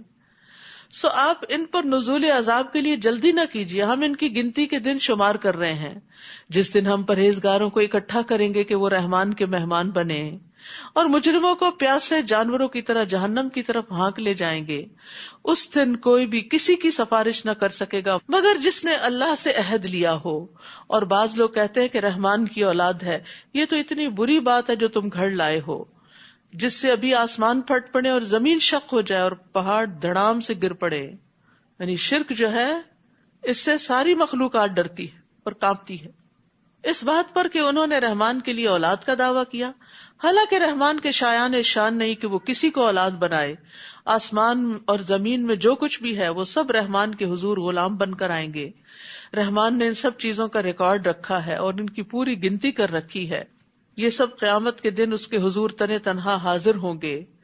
ان الذین آمنوا وعملوا الصالحات سیجعل لهم الرحمن ودا. یقیناً جو لوگ ایمان لائے اور اچھے کام کر رہے ہیں، ان قریب اللہ تعالیٰ ان کے لیے لوگوں کے دلوں میں محبت پیدا کر دیں گے. تو مومنوں کی آپس کی محبت اللہ کا انعام ہے. یعنی اللہ بھی ان سے محبت کرتا ہے اور مومن بندے بھی ان سے محبت کرتے ہیں. یعنی نیک لوگ جو ہوتے ہیں وہ آپس میں ایک دوسرے سے محبت کرتے ہیں، فرشتے بھی ان سے محبت کرتے ہیں. حرم بن حیان کہتے ہیں جو بندہ اپنے دل کے ساتھ اللہ کی طرف متوجہ ہو جائے تو اللہ مومنوں کے دلوں کو اس کی طرف متوجہ کر دیتا ہے، یہاں تک کہ اللہ اسے مومنین کی محبت عطا کر دیتا ہے. اور وہ مشہور حدیث آپ کو پتہ ہی ہوگی کہ جب اللہ تعالیٰ کسی بندے سے محبت کرتے ہیں تو جبریل علیہ السلام کو بلاتے ہیں اور کہتے ہیں بے شک میں اپنے اس بندے سے محبت کرتا ہوں، تم بھی اس سے محبت کرو. تو جبریل حاملین عرش میں اس کا چرچا کرتے ہیں، تو آسمان والے حاملین عرش کی ملی جلی آوازوں کا شور سنتے ہیں تو ساتویں آسمان والے اس سے محبت کرتے ہیں، پھر ہر ایک آسمان والے اس سے محبت کرتے ہیں، یہاں تک کہ وہ محبت آسمان دنیا تک آ جاتی ہے. پھر اس کا ذکر زمین پر اتر آتا ہے، پھر زمین والے بھی اس سے محبت کرتے ہیں. تو یہ اللہ کی محبت کی نشانی ہوتی ہے کہ کسی بندے کو لوگوں کی محبت نصیب ہو اور پھر اللہ تعالیٰ اس سے راضی ہو جائے. پس اے نبی، ہم نے اس قرآن کو آپ کی زبان میں آسان بنا دیا تاکہ آپ اس سے پرہیزگاروں کو خوشخبری دیں اور جھگڑالو قوم کو، بحث کرنے والوں کو ڈرائیں. ہم ان سے پہلے کئی قومیں ہلاک کر چکے ہیں، کیا آپ ان میں سے کسی کا نشان پاتے ہیں یا ان میں سے کسی کی بھنک بھی آپ کو سنائی دیتی ہے؟ سب بجھ کے رہ گئے ہیں. سورۃ طٰہٰ ما انزلنا علیک القرآن لتشقی. ہم نے یہ قرآن آپ پر اس لیے نازل نہیں کیا کہ آپ مشقت میں پڑ جائیں. الا تذکرۃ لمن یخشی. یہ تو ہر اس شخص کے لیے نصیحت ہے جو اللہ سے ڈرتا ہے، جس سے اس کا دل نرم ہو جاتا ہے. نصیحت وہ ہوتی ہے جسے سن کر دل نرم ہو جائے اور انسان اللہ کے حکم پر عمل کرنے لگے، اور ڈرنے والے ہی نصیحت قبول کرتے ہیں. یہ اس رب کی طرف سے نازل ہوا ہے جس نے زمین اور بلند آسمانوں کو پیدا کیا. رحمان، اپنے عرش پر قرار پکڑا ہے. جو کچھ آسمانوں میں ہے اور جو کچھ زمین میں ہے اور جو کچھ ان دونوں کے درمیان ہے اور جو کچھ زمین کی انتہائی گہرائی میں ہے، ان سب چیزوں کا وہی مالک ہے. اگر آپ بلند آواز سے بات کریں تو وہ تو چپکے سے کہی ہوئی بات بلکہ اس سے بھی خفی تر بات کو جانتا ہے. اللہ کے سوا کوئی الہ نہیں، اس کے سارے ہی نام اچھے ہیں. لہ الاسماء الحسنی. اور کیا آپ کو موسیٰ کی خبر بھی پہنچی ہے؟ جب اس نے آگ دیکھی تو اپنے گھر والوں سے کہا ٹھہرو. یہ واقعہ مصر سے واپسی پر پیش آیا تھا. کہا ٹھہرو، مجھے آگ نظر آئی ہے، شاید میں وہاں سے آپ کے لیے کوئی انگارہ لا سکوں یا مجھے وہاں سے راہ کا ہی پتہ چل جائے. جب وہ وہاں پہنچے تو اسے آواز آئی، اے موسیٰ، میں تمہارا رب ہوں. اس وقت تم طوا کے مقدس میدان میں ہو، لہٰذا جوتے اتار لو، اور میں نے تمہیں نبوت کے لیے چن لیا ہے، لہٰذا جو وحی کی جاتی ہے اسے غور سے سنو. بے شک میں ہی ہوں اللہ، میرے سوا کوئی الہ نہیں، لہٰذا میری ہی عبادت کرو اور میری یاد کے لیے نماز قائم کرو. یہ تھا پہلا پیغام جو موسیٰ علیہ السلام کو نبوت کے بعد دیا گیا، اللہ ہی کی عبادت. اور ہر پیغمبر نے پھر اپنی قوم کو یہی میسج دیا. اور نماز کی اہمیت بھی یہاں سے پتہ چلتی ہے کہ عبادت میں سب سے پہلی عبادت توحید کے بعد نماز کا قائم کرنا ہے. قیامت یقیناً آنے والی ہے، میں اسے ظاہر کرنے ہی والا ہوں تاکہ ہر شخص اپنی کوشش کا بدلہ پائے. یہ ہے مقصد قیامت آنے کا. لہٰذا جو شخص قیامت پر ایمان نہیں لاتا اور اپنی خواہش کے پیچھے لگا ہوا ہے، وہ تمہیں قیامت کے ذکر سے روک نہ دے، ورنہ تم بھی ہلاک ہو جاؤ گے. اب دیکھیے کہ لوگوں کو قیامت کا تذکرہ پسند نہیں، موت کا ذکر پسند نہیں ہوتا. وہ کہتے ہیں یہ باتیں روز نہ کیا کرو. نہیں، یہ کرنے کی باتیں ہوتی ہیں، اپنی اولاد سے بھی، گھر والوں سے بھی، خود اپنے آپ کو بھی سنانے کی، کیونکہ یہ تو یقینی حقیقت ہے. اور اے موسیٰ، یہ تمہارے داہنے ہاتھ میں کیا ہے؟ وہ لاٹھی تھی، عصا تھا موسیٰ کا، جس کے بارے میں اللہ تعالیٰ نے پوچھا، اور پوچھا اس لیے تاکہ وہ متوجہ ہو، اس کی امپورٹنس جانے. موسیٰ نے جواب دیا، یہ میری لاٹھی ہے، میں اس پر ٹیک لگاتا ہوں اور اپنی بکریوں کے لیے پتے جھاڑتا ہوں. علاوہ ازیں میرے لیے اس میں اور بھی کئی فوائد ہیں. اللہ تعالیٰ نے فرمایا، موسیٰ اسے زمین پہ ڈال دو. وہ فائدے بتا رہے ہیں، اللہ تعالیٰ کا حکم آ گیا، نیچے پھینک دو. اور اس میں حکمت تھی. پھر جب موسیٰ نے اسے زمین پر پھینکا تو یکدم وہ سانپ بن کر دوڑنے لگا. اللہ تعالیٰ نے فرمایا، اسے پکڑو اور ڈرو نہیں، ہم جلد ہی اسے اس کی پہلی حالت پر لے آئیں گے.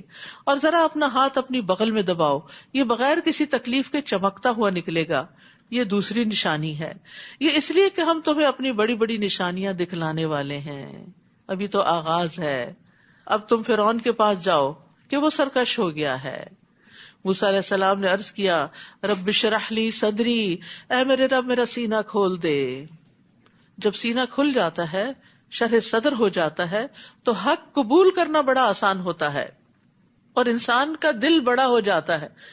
یعنی صرف یہ مطلب نہیں ہوتا کہ ٹیکسٹ مجھے سمجھ آ جائے، اس کا مطلب ہوتا ہے کہ میرے یقین میں اضافہ ہو، میرے ایمان میں اضافہ ہو، اور میری بزدلی ختم ہو، میرا اللہ پہ بھروسہ زیادہ ہو، اور جو بھی کوئی کام آپ کرنے جا رہے ہیں اس کو آپ بہترین طریقے سے کر سکیں.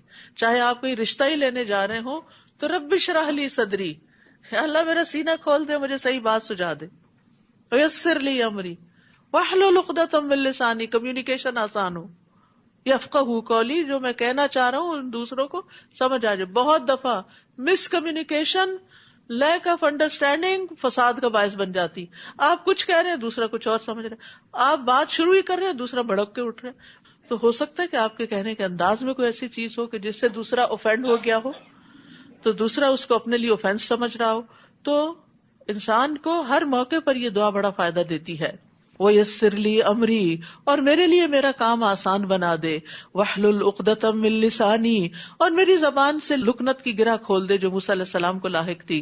يَفْقَهُوا قَوْلِي، تاکہ لوگ میری بات سمجھ سکیں. وَاجْعَل لِّي وَزِيرًا مِّنْ أَهْلِي، اور میرے لیے میرے خاندان میں سے ایک مددگار مقرر کر دے.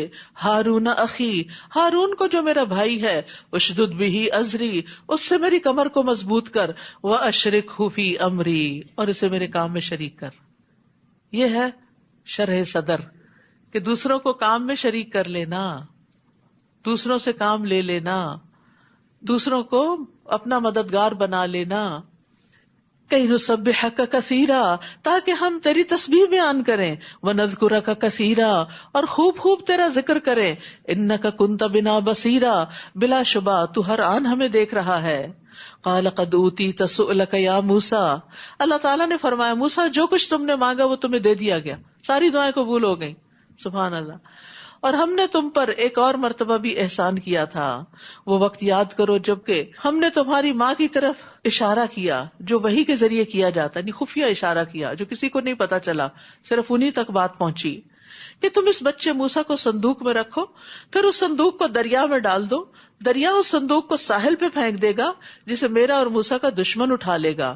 میں نے تم پر اپنی طرف سے محبت ڈال دی کہ جو کوئی تمہیں دیکھے پیار کرنے لگے، اور یہ اس لیے کیا کہ میری نگرانی میں تمہاری پرورش ہو، تیرے دشمن بھی تجھ سے محبت کریں۔ جب تمہاری بہن لب ساحل تمہارے ساتھ ساتھ چل رہی تھی، موسیٰ پانی میں تھے اور بہن کنارے پر، اور جب فرعون نے صندوق اٹھا لیا تو انہیں کہنے لگی کیا میں تمہیں ایسے شخص کا پتہ دوں جو اس بچے کی ٹھیک طرح پرورش کر سکے؟ پھر ہم نے تمہاری ماں کے پاس تمہیں لوٹا دیا تاکہ وہ اپنی آنکھیں ٹھنڈی کرے اور غم زدہ نہ رہے، اس کا غم دور کر دیا۔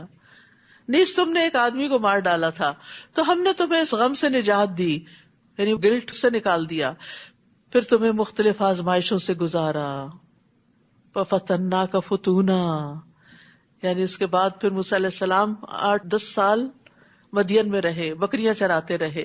تو یہ سارے موسیٰ علیہ السلام کی زندگی کے حالات اللہ تعالیٰ بیان کر رہے ہیں کہ کہاں کہاں سے وہ گزرے۔ ہمارے لیے ایک سبق ہے نا اس میں کہ کچھ پانے کے لیے انسان کو زندگی کے کن پگڈنڈیوں پہ چلنا پڑتا ہے، راستے میں کیسے کیسے لوگ ملتے ہیں، کیسے کیسے حادثے ہوتے ہیں، اور اللہ تعالیٰ کس طرح بچاتا چلا جاتا ہے انسان کو۔ پھر تم کئی سال مدین والوں کے ہاں رہے، پھر اب تم اے موسیٰ تقدیر کے مطابق ٹھیک وقت پر یہاں آ گئے، یہ وقت مقرر تھا تمہاری نبوت کے لیے، اللہ سے ملاقات کے لیے، اللہ سبحانہ تعالیٰ سے کلام کے لیے۔ وَاصْطَنَعْتُكَ لِنَفْسِي، اور میں نے تمہیں اپنے کام کا بنا لیا، اللہ ہمیں بھی اپنے کام کا بنا لے۔ لیکن آپ دیکھیے کہ جب اللہ کام کا بناتا ہے نا تو بعض اوقات ٹھکائی بھی ہوتی ہے، یعنی مشکلیں بھی پیش آتی ہیں، لیکن ان پہ صبر کرنا چاہیے اور اللہ کی رضا پہ راضی رہنا چاہیے۔ لیکن یہ کہ خوش قسمت ہے وہ انسان جس کو اللہ چن لے۔ اب تم اور تمہارا بھائی دونوں میرے معجزات لے کر جاؤ اور میرے ذکر میں کوتاہی نہ کرنا، کام کرو لیکن ساتھ ذکر نہیں چھوڑنا، کیونکہ فرعون کے پاس بھیجا جا رہا تھا۔ ہاں فرعون کے ہاں جاؤ، وہ بڑا سرکش ہو گیا ہے، دیکھو اسے نرمی سے بات کہنا، شاید وہ نصیحت قبول کر لے یا ڈر جائے۔ فرعون کے ساتھ بھی نرمی سے بات کرنا، تو پھر عام انسان سے کیسے بات کرنی چاہیے ہم سب کو؟ پولائٹلی، آرام سے، مشکل سے مشکل بات بھی تو آرام سے کریں، کیونکہ نرم گفتگو جو ہے وہ صدقہ ہے۔ نبی صلی اللہ علیہ وسلم نے فرمایا جس کو نرمی سے حصہ دیا گیا تو یقیناً اس کو دنیا اور آخرت کی خیر و بھلائی سے نواز دیا گیا، اور نرم گفتگو کے بدلے جنت میں خوبصورت بالا خانے ملیں گے۔ قالا ربنا انا نخاف ان یفرط علینا او ان یطغى، دونوں نے عرض کیا اے رب ہم اس بات سے ڈرتے ہیں کہ وہ ہم پہ زیادتی کرے یا مزید سرکشی اختیار کرے۔ اللہ تعالیٰ نے فرمایا ڈرو مت، میں تمہارے ساتھ ہوں، سب کچھ سن رہا ہوں اور دیکھ رہا ہوں، لہٰذا اس کے پاس جاؤ اور اسے کہنا ہم تیرے رب کے رسول ہیں، لہٰذا بنی اسرائیل کو ہمارے ساتھ جانے کے لیے چھوڑ دو اور انہیں تکلیف نہ دو، ہم تیرے پاس تیرے رب کی نشانی لے کر آئے ہیں۔ والسلام علی من اتبع الہدی، اور جو شخص ہدایت کی پیروی کرے اس کے لیے سلامتی ہے۔ ہماری طرف وحی کی گئی کہ جو شخص اسے جھٹلائے گا اور منہ موڑے گا اس کے لیے یقیناً عذاب ہے۔ فرعون نے جواب دیا موسیٰ تمہارا رب کون ہے؟ موسیٰ نے کہا ہمارا رب وہ ہے جس نے ہر چیز کو اس کی صورت خاص عطا کی، پھر اس کی رہنمائی کی۔ فرعون نے کہا تو پھر جو نسلیں گزر چکی ہیں وہ کس حال میں ہیں؟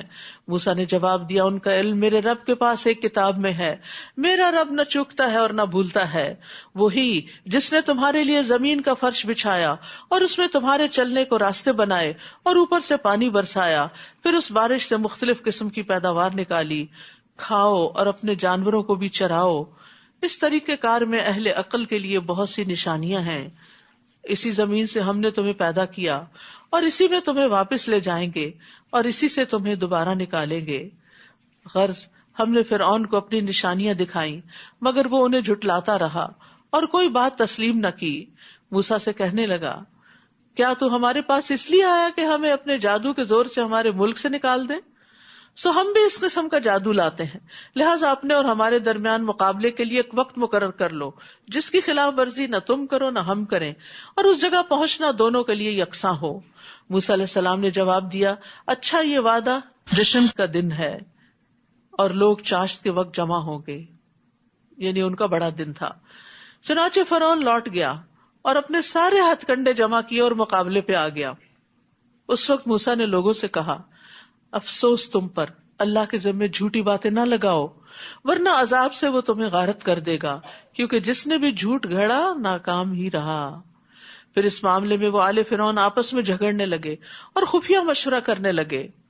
آخر کچھ لوگوں نے کہا یہ دونوں جادوگر ہیں اور چاہتے یہ ہیں کہ جادو کے زور سے تمہیں تمہارے ملک سے نکال دیں اور تمہارا مثالی طریقے زندگی ختم کر دیں، لہٰذا اپنی سب تدبیریں اکٹھی کرو اور متحد ہو کر مقابلے میں آؤ اور سمجھ لو کہ جو آج غالب رہا وہ جیت گیا۔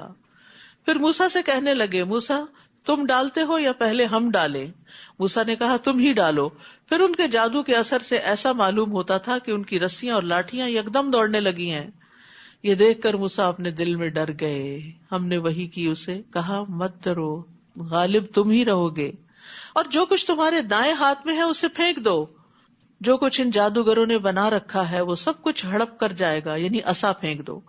انہوں نے تو صرف جادو کی فریب کاری ہی بنائی ہے، اور جادوگر جہاں سے بھی آئے کامیاب نہیں ہو سکتے۔ وَلَا يُفْلِحُ السَّاحِرُ حَيْثُ أَتَىٰ، یہ بھی جادو کے توڑ کے لیے بہترین آیت ہے، اور جادوگر جہاں سے بھی آئے مقابلے میں کامیاب نہیں ہو سکتا۔ تو اگر انسان کو کوئی ایسی تکلیف ہو تو انسان اللہ کی طرف رجوع کرے، اپنا معاملہ اللہ کے سپرد کر دے، اللہ پر توکل کرے، شرعی وظائف اور اوراد اذکار پڑھے، اور جادوگروں کے شر سے اللہ کی پناہ ہمیں اپنے آپ کو دے۔ فَأُلْقِيَ السَّحَرَةُ سُجَّدًا، چنانچہ یہ منظر دیکھ کر جادوگر بے ساختہ سجدے میں گر پڑے، کہنے لگے ہم ہارون اور موسیٰ کے رب پر ایمان لے آئے۔ فرعون بول اٹھا، تم میری اجازت کے بغیر ہی اس پر ایمان لے آئے؟ یقیناً موسیٰ تمہارا بڑا ہے جس نے تمہیں جادو سکھایا ہے۔ اب میں تمہارے ہاتھ اور پاؤں مخالف سمتوں سے کٹواؤں گا اور کھجور کے تنوں میں تمہیں سولی چڑھاؤں گا، اور تمہیں خوب معلوم ہو جائے گا کہ ہم دونوں میں سے کس کی سزا شدید تر اور دیر پا ہے، یعنی موسیٰ کی یا فرعون کی۔ جادوگر کہنے لگے، جس ذات نے ہمیں پیدا کیا ہے اور جو کچھ ہمارے پاس واضح دلائل آ چکے ہیں، ان پر ہم تجھے کبھی ترجیح نہیں دے سکتے، لہٰذا جو کچھ تو کرنا چاہتا ہے کر لے، تو بس اس دنیا کی زندگی کا ہی خاتمہ کر سکتا ہے۔ تو اہل ایمان جو ہیں وہ دوسروں کی دھمکیوں کی پرواہ نہیں کیا کرتے۔ ایمان والے اپنے رب پر بھروسہ کرتے ہیں جب وہ کوئی نیک کام کرنے کو نکلیں، اور نفع نقصان کا مالک اللہ کو سمجھتے ہیں، کیونکہ بعض اوقات لوگ آپ کو ڈرانے لگتے ہیں کہ اگر یہ کام کیا تو تمہارا نقصان ہو جائے گا۔ یعنی مثلاً اگر آپ نے کسی قبر والے کی منت مانی ہوئی ہے کہ اس کی قبر پہ چڑھاوا چڑھائیں گے اور پھر نہیں چڑھایا تو لوگ کہتے ہیں دیکھنا تمہارے ساتھ کیا ہوتا ہے۔ ایسی دھمکیوں سے کبھی ڈرنا نہیں چاہیے اور نہ ایسی باتوں سے کبھی خوف کھانا چاہیے۔ انا آمنا بربنا لیغفر لنا خطایانا وما اکرہتنا علیہ من السحر واللہ خیر وابقی، بلا شبہ ہم اپنے رب پر ایمان لا چکے ہیں تاکہ وہ ہماری خطائیں معاف کر دے، اور وہ جادو بھی جس پر تو نے ہمیں مجبور کر دیا تھا، اور اللہ ہی بہتر اور سدا باقی رہنے والا ہے۔ یعنی اب ان کو فوراً احساس ہو جاتا ہے کہ جادو کرنا ایک گناہ کا کام تھا، تو اس پر بھی توبہ کرنے لگتے ہیں۔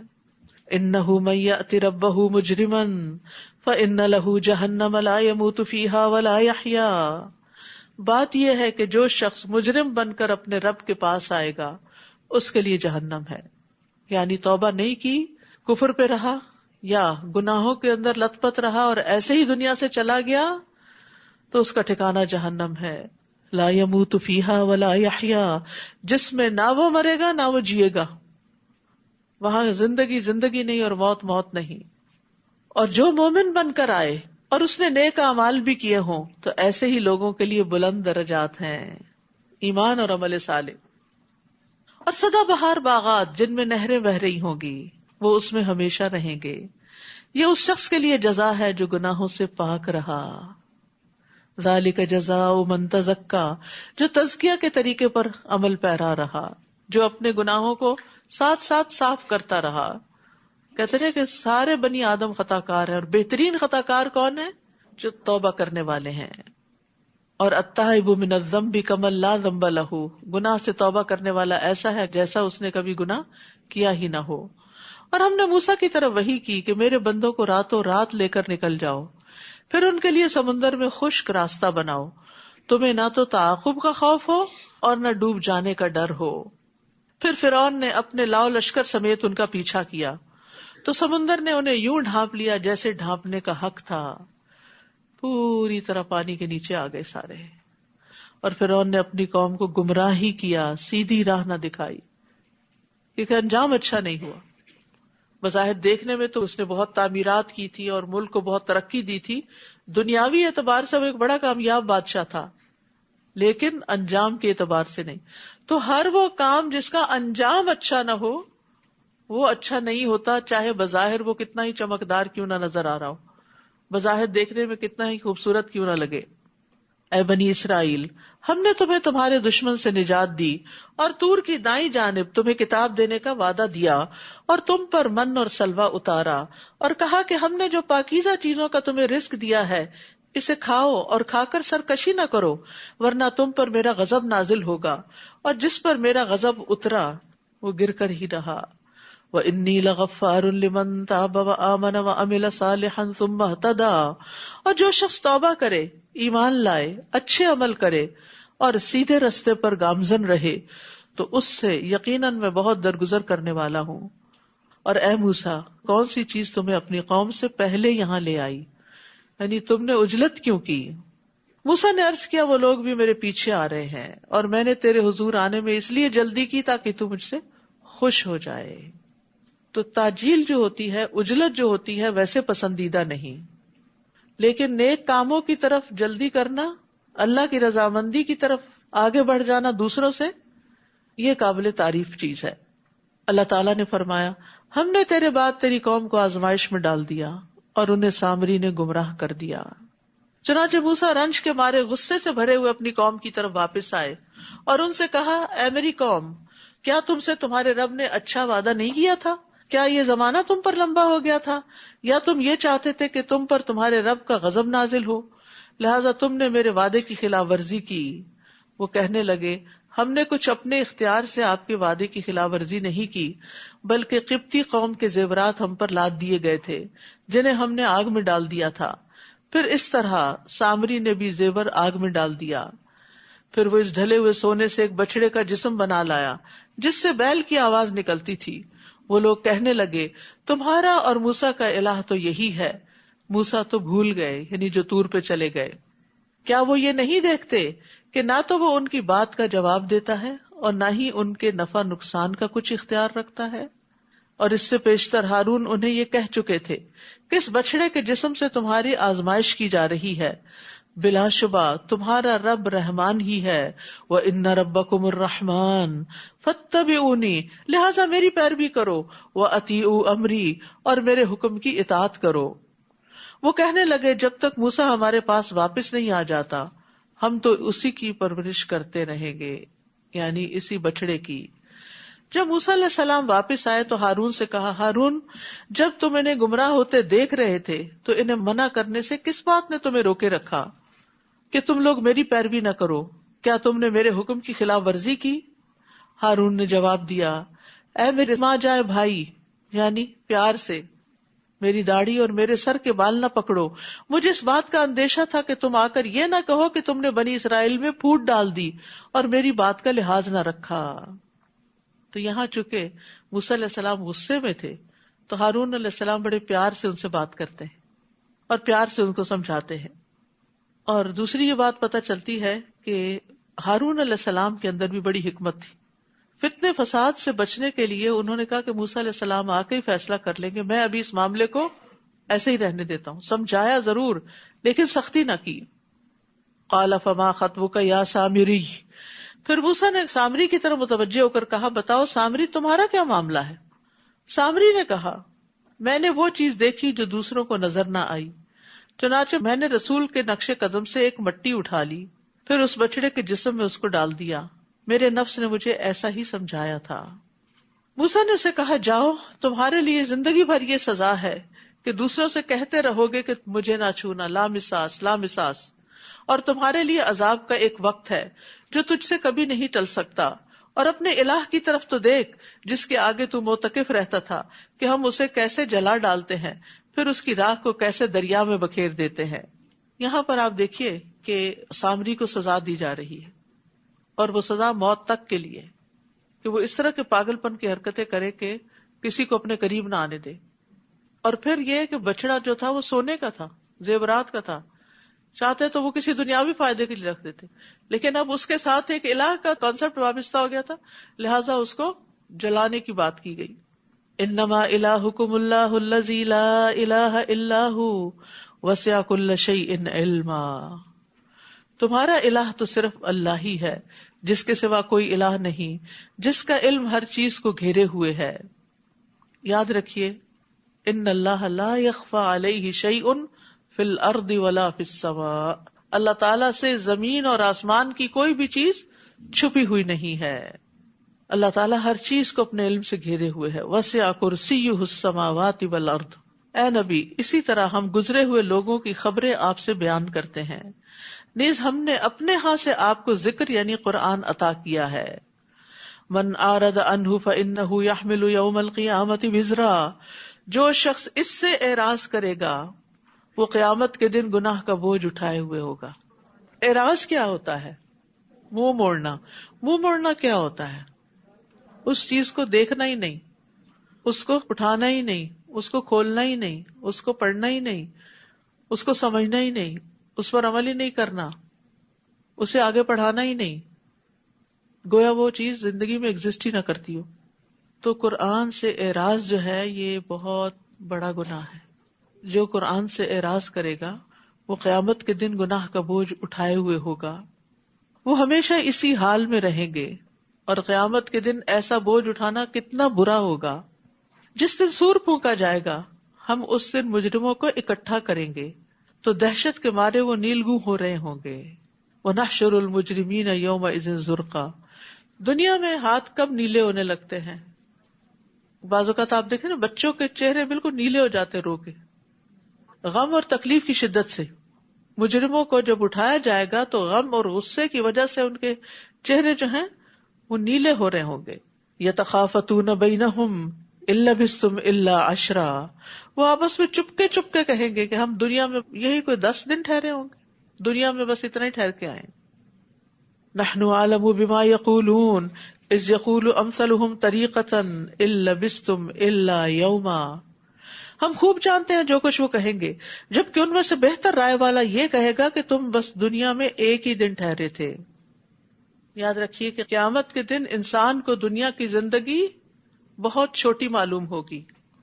یہ اتنی لمبی لمبی زندگیاں، 60 سال 70 سال 100 سال، وہاں جا کے انسان کہے گا دن یا دن کا کچھ حصہ، کوئی کہے گا 10 دن، کوئی کہے گا 1 دن.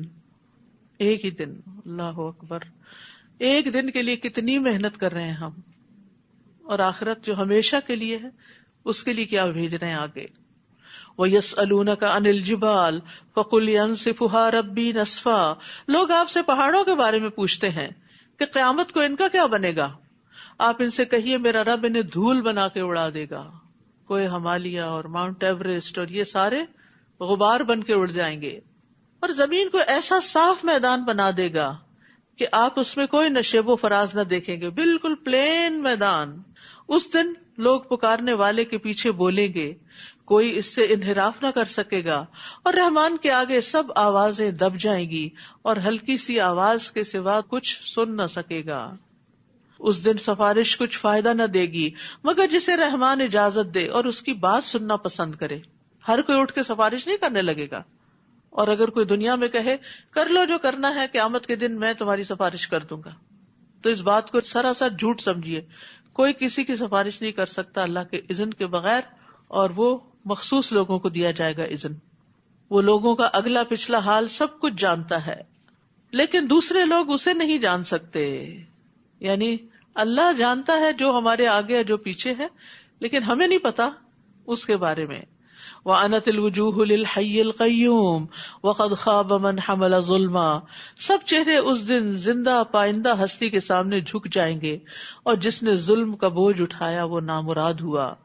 اور جو شخص نیک اعمال کرے اور وہ مومن ہو تو اسے بے انصافی یا حق تلفی کا ڈر نہ ہوگا، اس میں ظلم نہیں کیا جائے گا. اسی طرح ہم نے قرآن کو عربی زبان میں نازل کیا اور طرح طرح سے وعید بیان کیے تاکہ لوگ پرہیزگاری اختیار کریں یا ان میں غور و فکر کی عادت پیدا ہو. تو قرآن کے عربی میں آنے کا مقصد کیا ہے؟ اس لیے کہ لوگ غور و فکر کر سکیں اور ان کے اندر پرہیزگاری پیدا ہو، کیونکہ عربی کے الفاظ دل پہ عجب طرح اثر کرتے ہیں. فتعال اللہ الملک الحق، بس اللہ ہی بادشاہ حقیقی بلند شان والا ہے. اور قرآن کی وحی پوری ہونے سے پہلے اسے پڑھنے میں جلدی نہ کیجیے اور دعا کیجیے وقل رب زدنی علما، کہ اے میرے رب مجھے مزید علم عطا کر.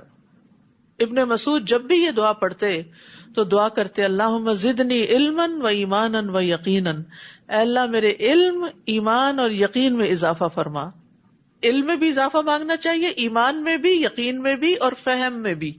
امام ابن تیمیہ کہتے ہیں کہ بعض اوقات میں نے ایک ایک آیت پر 100 تفاسیر کا مطالعہ کیا، پھر میں اللہ سے فہم کی دعا کرتا اور کہتا یا معلم آدم و ابراہیم علمنی، اے آدم اور ابراہیم کو تعلیم دینے والے مجھے بھی تعلیم دے.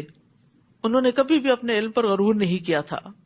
نبی صلی اللہ علیہ وسلم یہ دعا مانگا کرتے تھے اللہم انفعنی بما علمتنی وعلمنی ما ینفعنی وارزقنی علما تنفعنی بہ.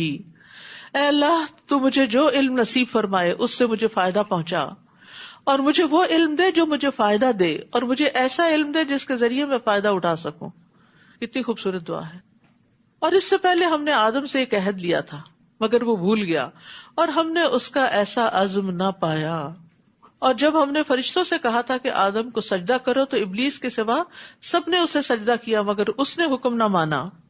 لہذا ہم نے آدم سے کہا کہ یہ تمہارا اور تمہاری بیوی کا دشمن ہے، یہ خیال رکھنا کہ وہ کہیں تمہیں جنت سے نہ نکلوا دے پھر تم مصیبت میں نہ پڑ جاؤ. یہاں تو نہ تمہیں بھوک ستاتی ہے نہ ننگے رہتے ہو، نہ پیاس لگتی ہے اور نہ دھوپ ہوتی ہے. پس شیطان نے آدم کے دل میں وسوسہ ڈالا اور کہا آدم میں تمہیں وہ درخت نہ بتاؤں جس سے ابدی زندگی اور لا زوال سلطنت حاصل ہوتی ہے. اصل میں انسان کی بہت بڑی ویکنس ہے کہ زندگی زیادہ مل جائے اور اس کے لیے کچھ بھی اسے کرنا پڑے تو کر گزرے. تو وہ اس لالچ میں آ گئے کہ اچھا زیادہ دیر جئیں گے، چلو کوئی نہیں پھل ہی ہے نا کھا لیں گے. تو اس لیے کبھی بھی انسان لوگوں کی باتوں میں آ کے اپنا طرز زندگی نہ بدلے، اور خاص طور پر جس بات کی کوئی دلیل ہی نہ ہو. فَأَكَلَا مِنْهَا فَبَدَتْ لَهُمَا سَوْآتُهُمَا، آخر کار ان دونوں نے اس درخت کا پھل کھا لیا جس سے ان کے سطر کے مقامات ایک دوسرے کے آگے کھل گئے. وہ جنت کے پتوں سے انہیں ڈھانکنے لگے. اللہ نے ان کو اتنی سمجھ دی تھی کہ ننگے نہیں رہنا، اور آدم نے اپنے رب کی نافرمانی کی تو وہ بھٹک گئے. پھر ان کے رب نے انہیں برگزیدہ کیا تو ان کی توبہ قبول کی اور ہدایت بخشی. اللہ تعالیٰ نے فرمایا تم دونوں یعنی انسان اور شیطان سب یہاں سے نکل جاؤ، تم ایک دوسرے کے دشمن ہوگے. پھر اگر تمہارے پاس میری طرف سے ہدایت آئے تو جو کوئی میری ہدایت کی پیروی کرے گا تو نہ وہ گمراہ ہوگا اور نہ تکلیف اٹھائے گا. ابن عباس کہتے ہیں کہ اللہ نے ضمانت دی کہ جو قرآن پڑھتا ہے اور اس پر عمل کرتا ہے وہ دنیا میں گمراہ نہیں ہوگا اور آخرت میں محروم نہیں ہوگا.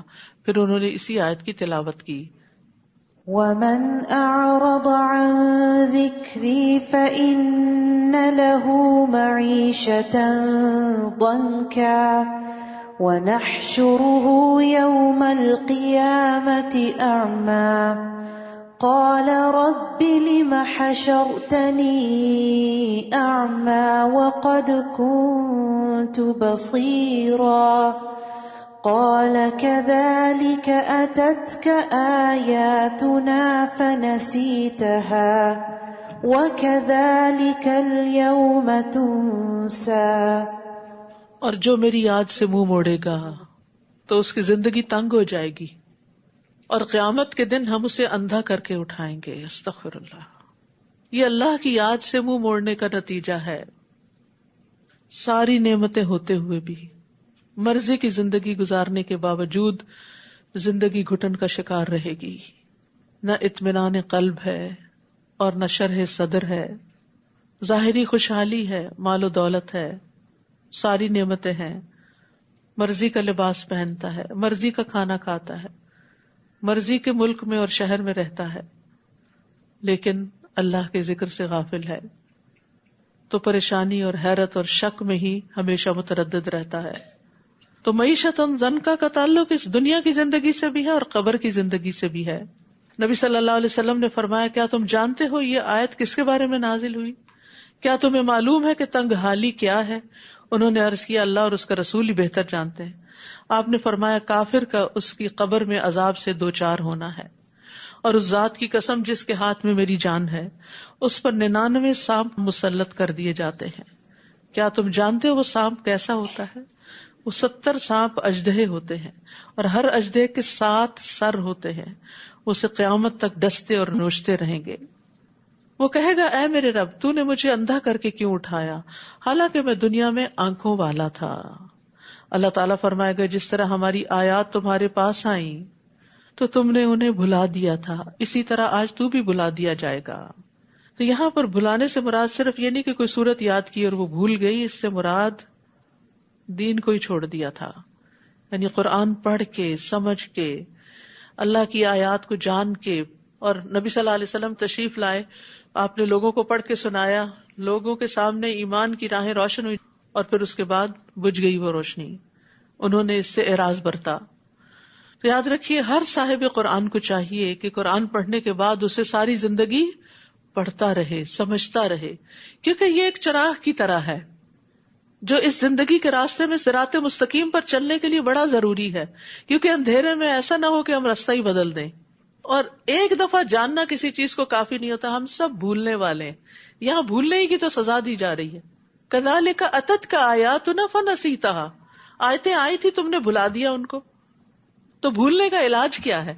بار بار پڑھنا، پھر پڑھنا. اور جو شخص بھی حد سے بڑھ جائے اور اپنے رب کی آیات پر ایمان نہ لائے، ہم اسے اسی طرح سزا دیں گے، اور آخرت کا عذاب تو شدید اور باقی رہنے والا ہے. کیا انہیں اس بات سے کوئی رہنمائی نہ ملی کہ ان سے پیشتر ہم کئی قوموں کو ہلاک کر چکے ہیں جن کے برباد شدہ ٹھکانوں میں یہ چلتے پھرتے ہیں؟ بلا شبہ اس میں اہل عقل کے لیے بہت سی نشانیاں ہیں. اور اگر تیرے رب کی بات پہلے سے طے شدہ نہ ہوتی اور مہلت مقرر نہ کی جا چکی ہوتی تو ان پر فوری عذاب آنا لازمی تھا. لہٰذا جو کچھ یہ کہتے ہیں اس پر صبر کیجیے اور اپنے رب کی حمد کے ساتھ تسبیح کیجیے. سورج کے طلوع اور غروب ہونے سے پہلے اور رات کے کچھ اوقات میں تسبیح کیجیے، اور دن کے کناروں پر بھی. اس طرح امید ہے کہ آپ خوش رہیں گے. پیچھے بھی آیا تھا نا کہ ہمیں معلوم ہے آپ کا سینہ گھٹتا ہے تو آپ تسبیح کیجیے اور سجدہ کیجیے. تو یہاں بھی تسبیح کا ذکر ہے، یعنی جب آپ کو کوئی تکلیف پہنچے تو کثرت سے تسبیح کریں، خاص طور پر فجر کے بعد اور مغرب سے پہلے. یہ دل کی راحت کا سبب بنتا ہے. اور آپ ان چیزوں کی طرف نظر اٹھا کر بھی نہ دیکھیے جو ہم نے مختلف طرح کے لوگوں کو دنیاوی زندگی کی زینت کے لیے دے رکھی ہیں، تاکہ ان چیزوں کے ذریعے ہم انہیں آزمائش میں ڈالیں.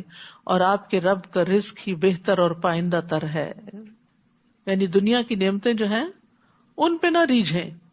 اور اپنے گھر والوں کو نماز کا حکم دیجیے اور خود بھی اس پر ڈٹ جائیے. ہم آپ سے رزق نہیں مانگتے، وہ تو ہم خود تمہیں دیتے ہیں، اور انجام پرہیزگاری کا ہی بہتر ہوتا ہے.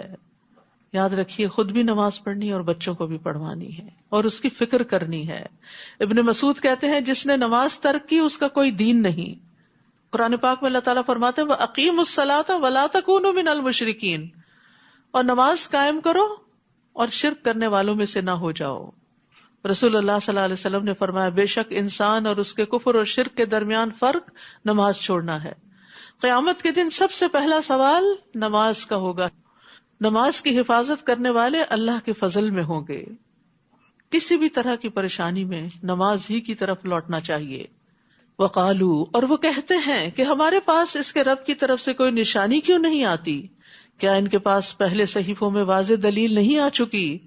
اور اگر ہم انہیں اس سے پیشتر عذاب سے ہلاک کر دیتے تو وہ یہ کہتے کہ ہمارے رب، تو نے ہمارے پاس رسول کیوں نہ بھیجا کہ ہم ذلیل و رسوا ہونے سے پہلے تیری آیات کی پیروی کر لیتے. قل کل متربص فتربصوا فستعلمون من اصحاب الصراط السوی ومن اهتدی. آپ ان سے کہیے ہر ایک انجام کار کا منتظر ہے، لہٰذا تم بھی انتظار کرو، جلد ہی تمہیں معلوم ہو جائے گا کہ ہم میں سے کون راہ راست پر ہے اور کون ہدایت یافتہ ہے. وآخر دعوانا ان الحمد للہ رب العالمین. سبحانک اللہم وبحمدک، اشہد ان لا الہ الا انت، استغفرک واتوب الیک. السلام علیکم ورحمۃ اللہ وبرکاتہ.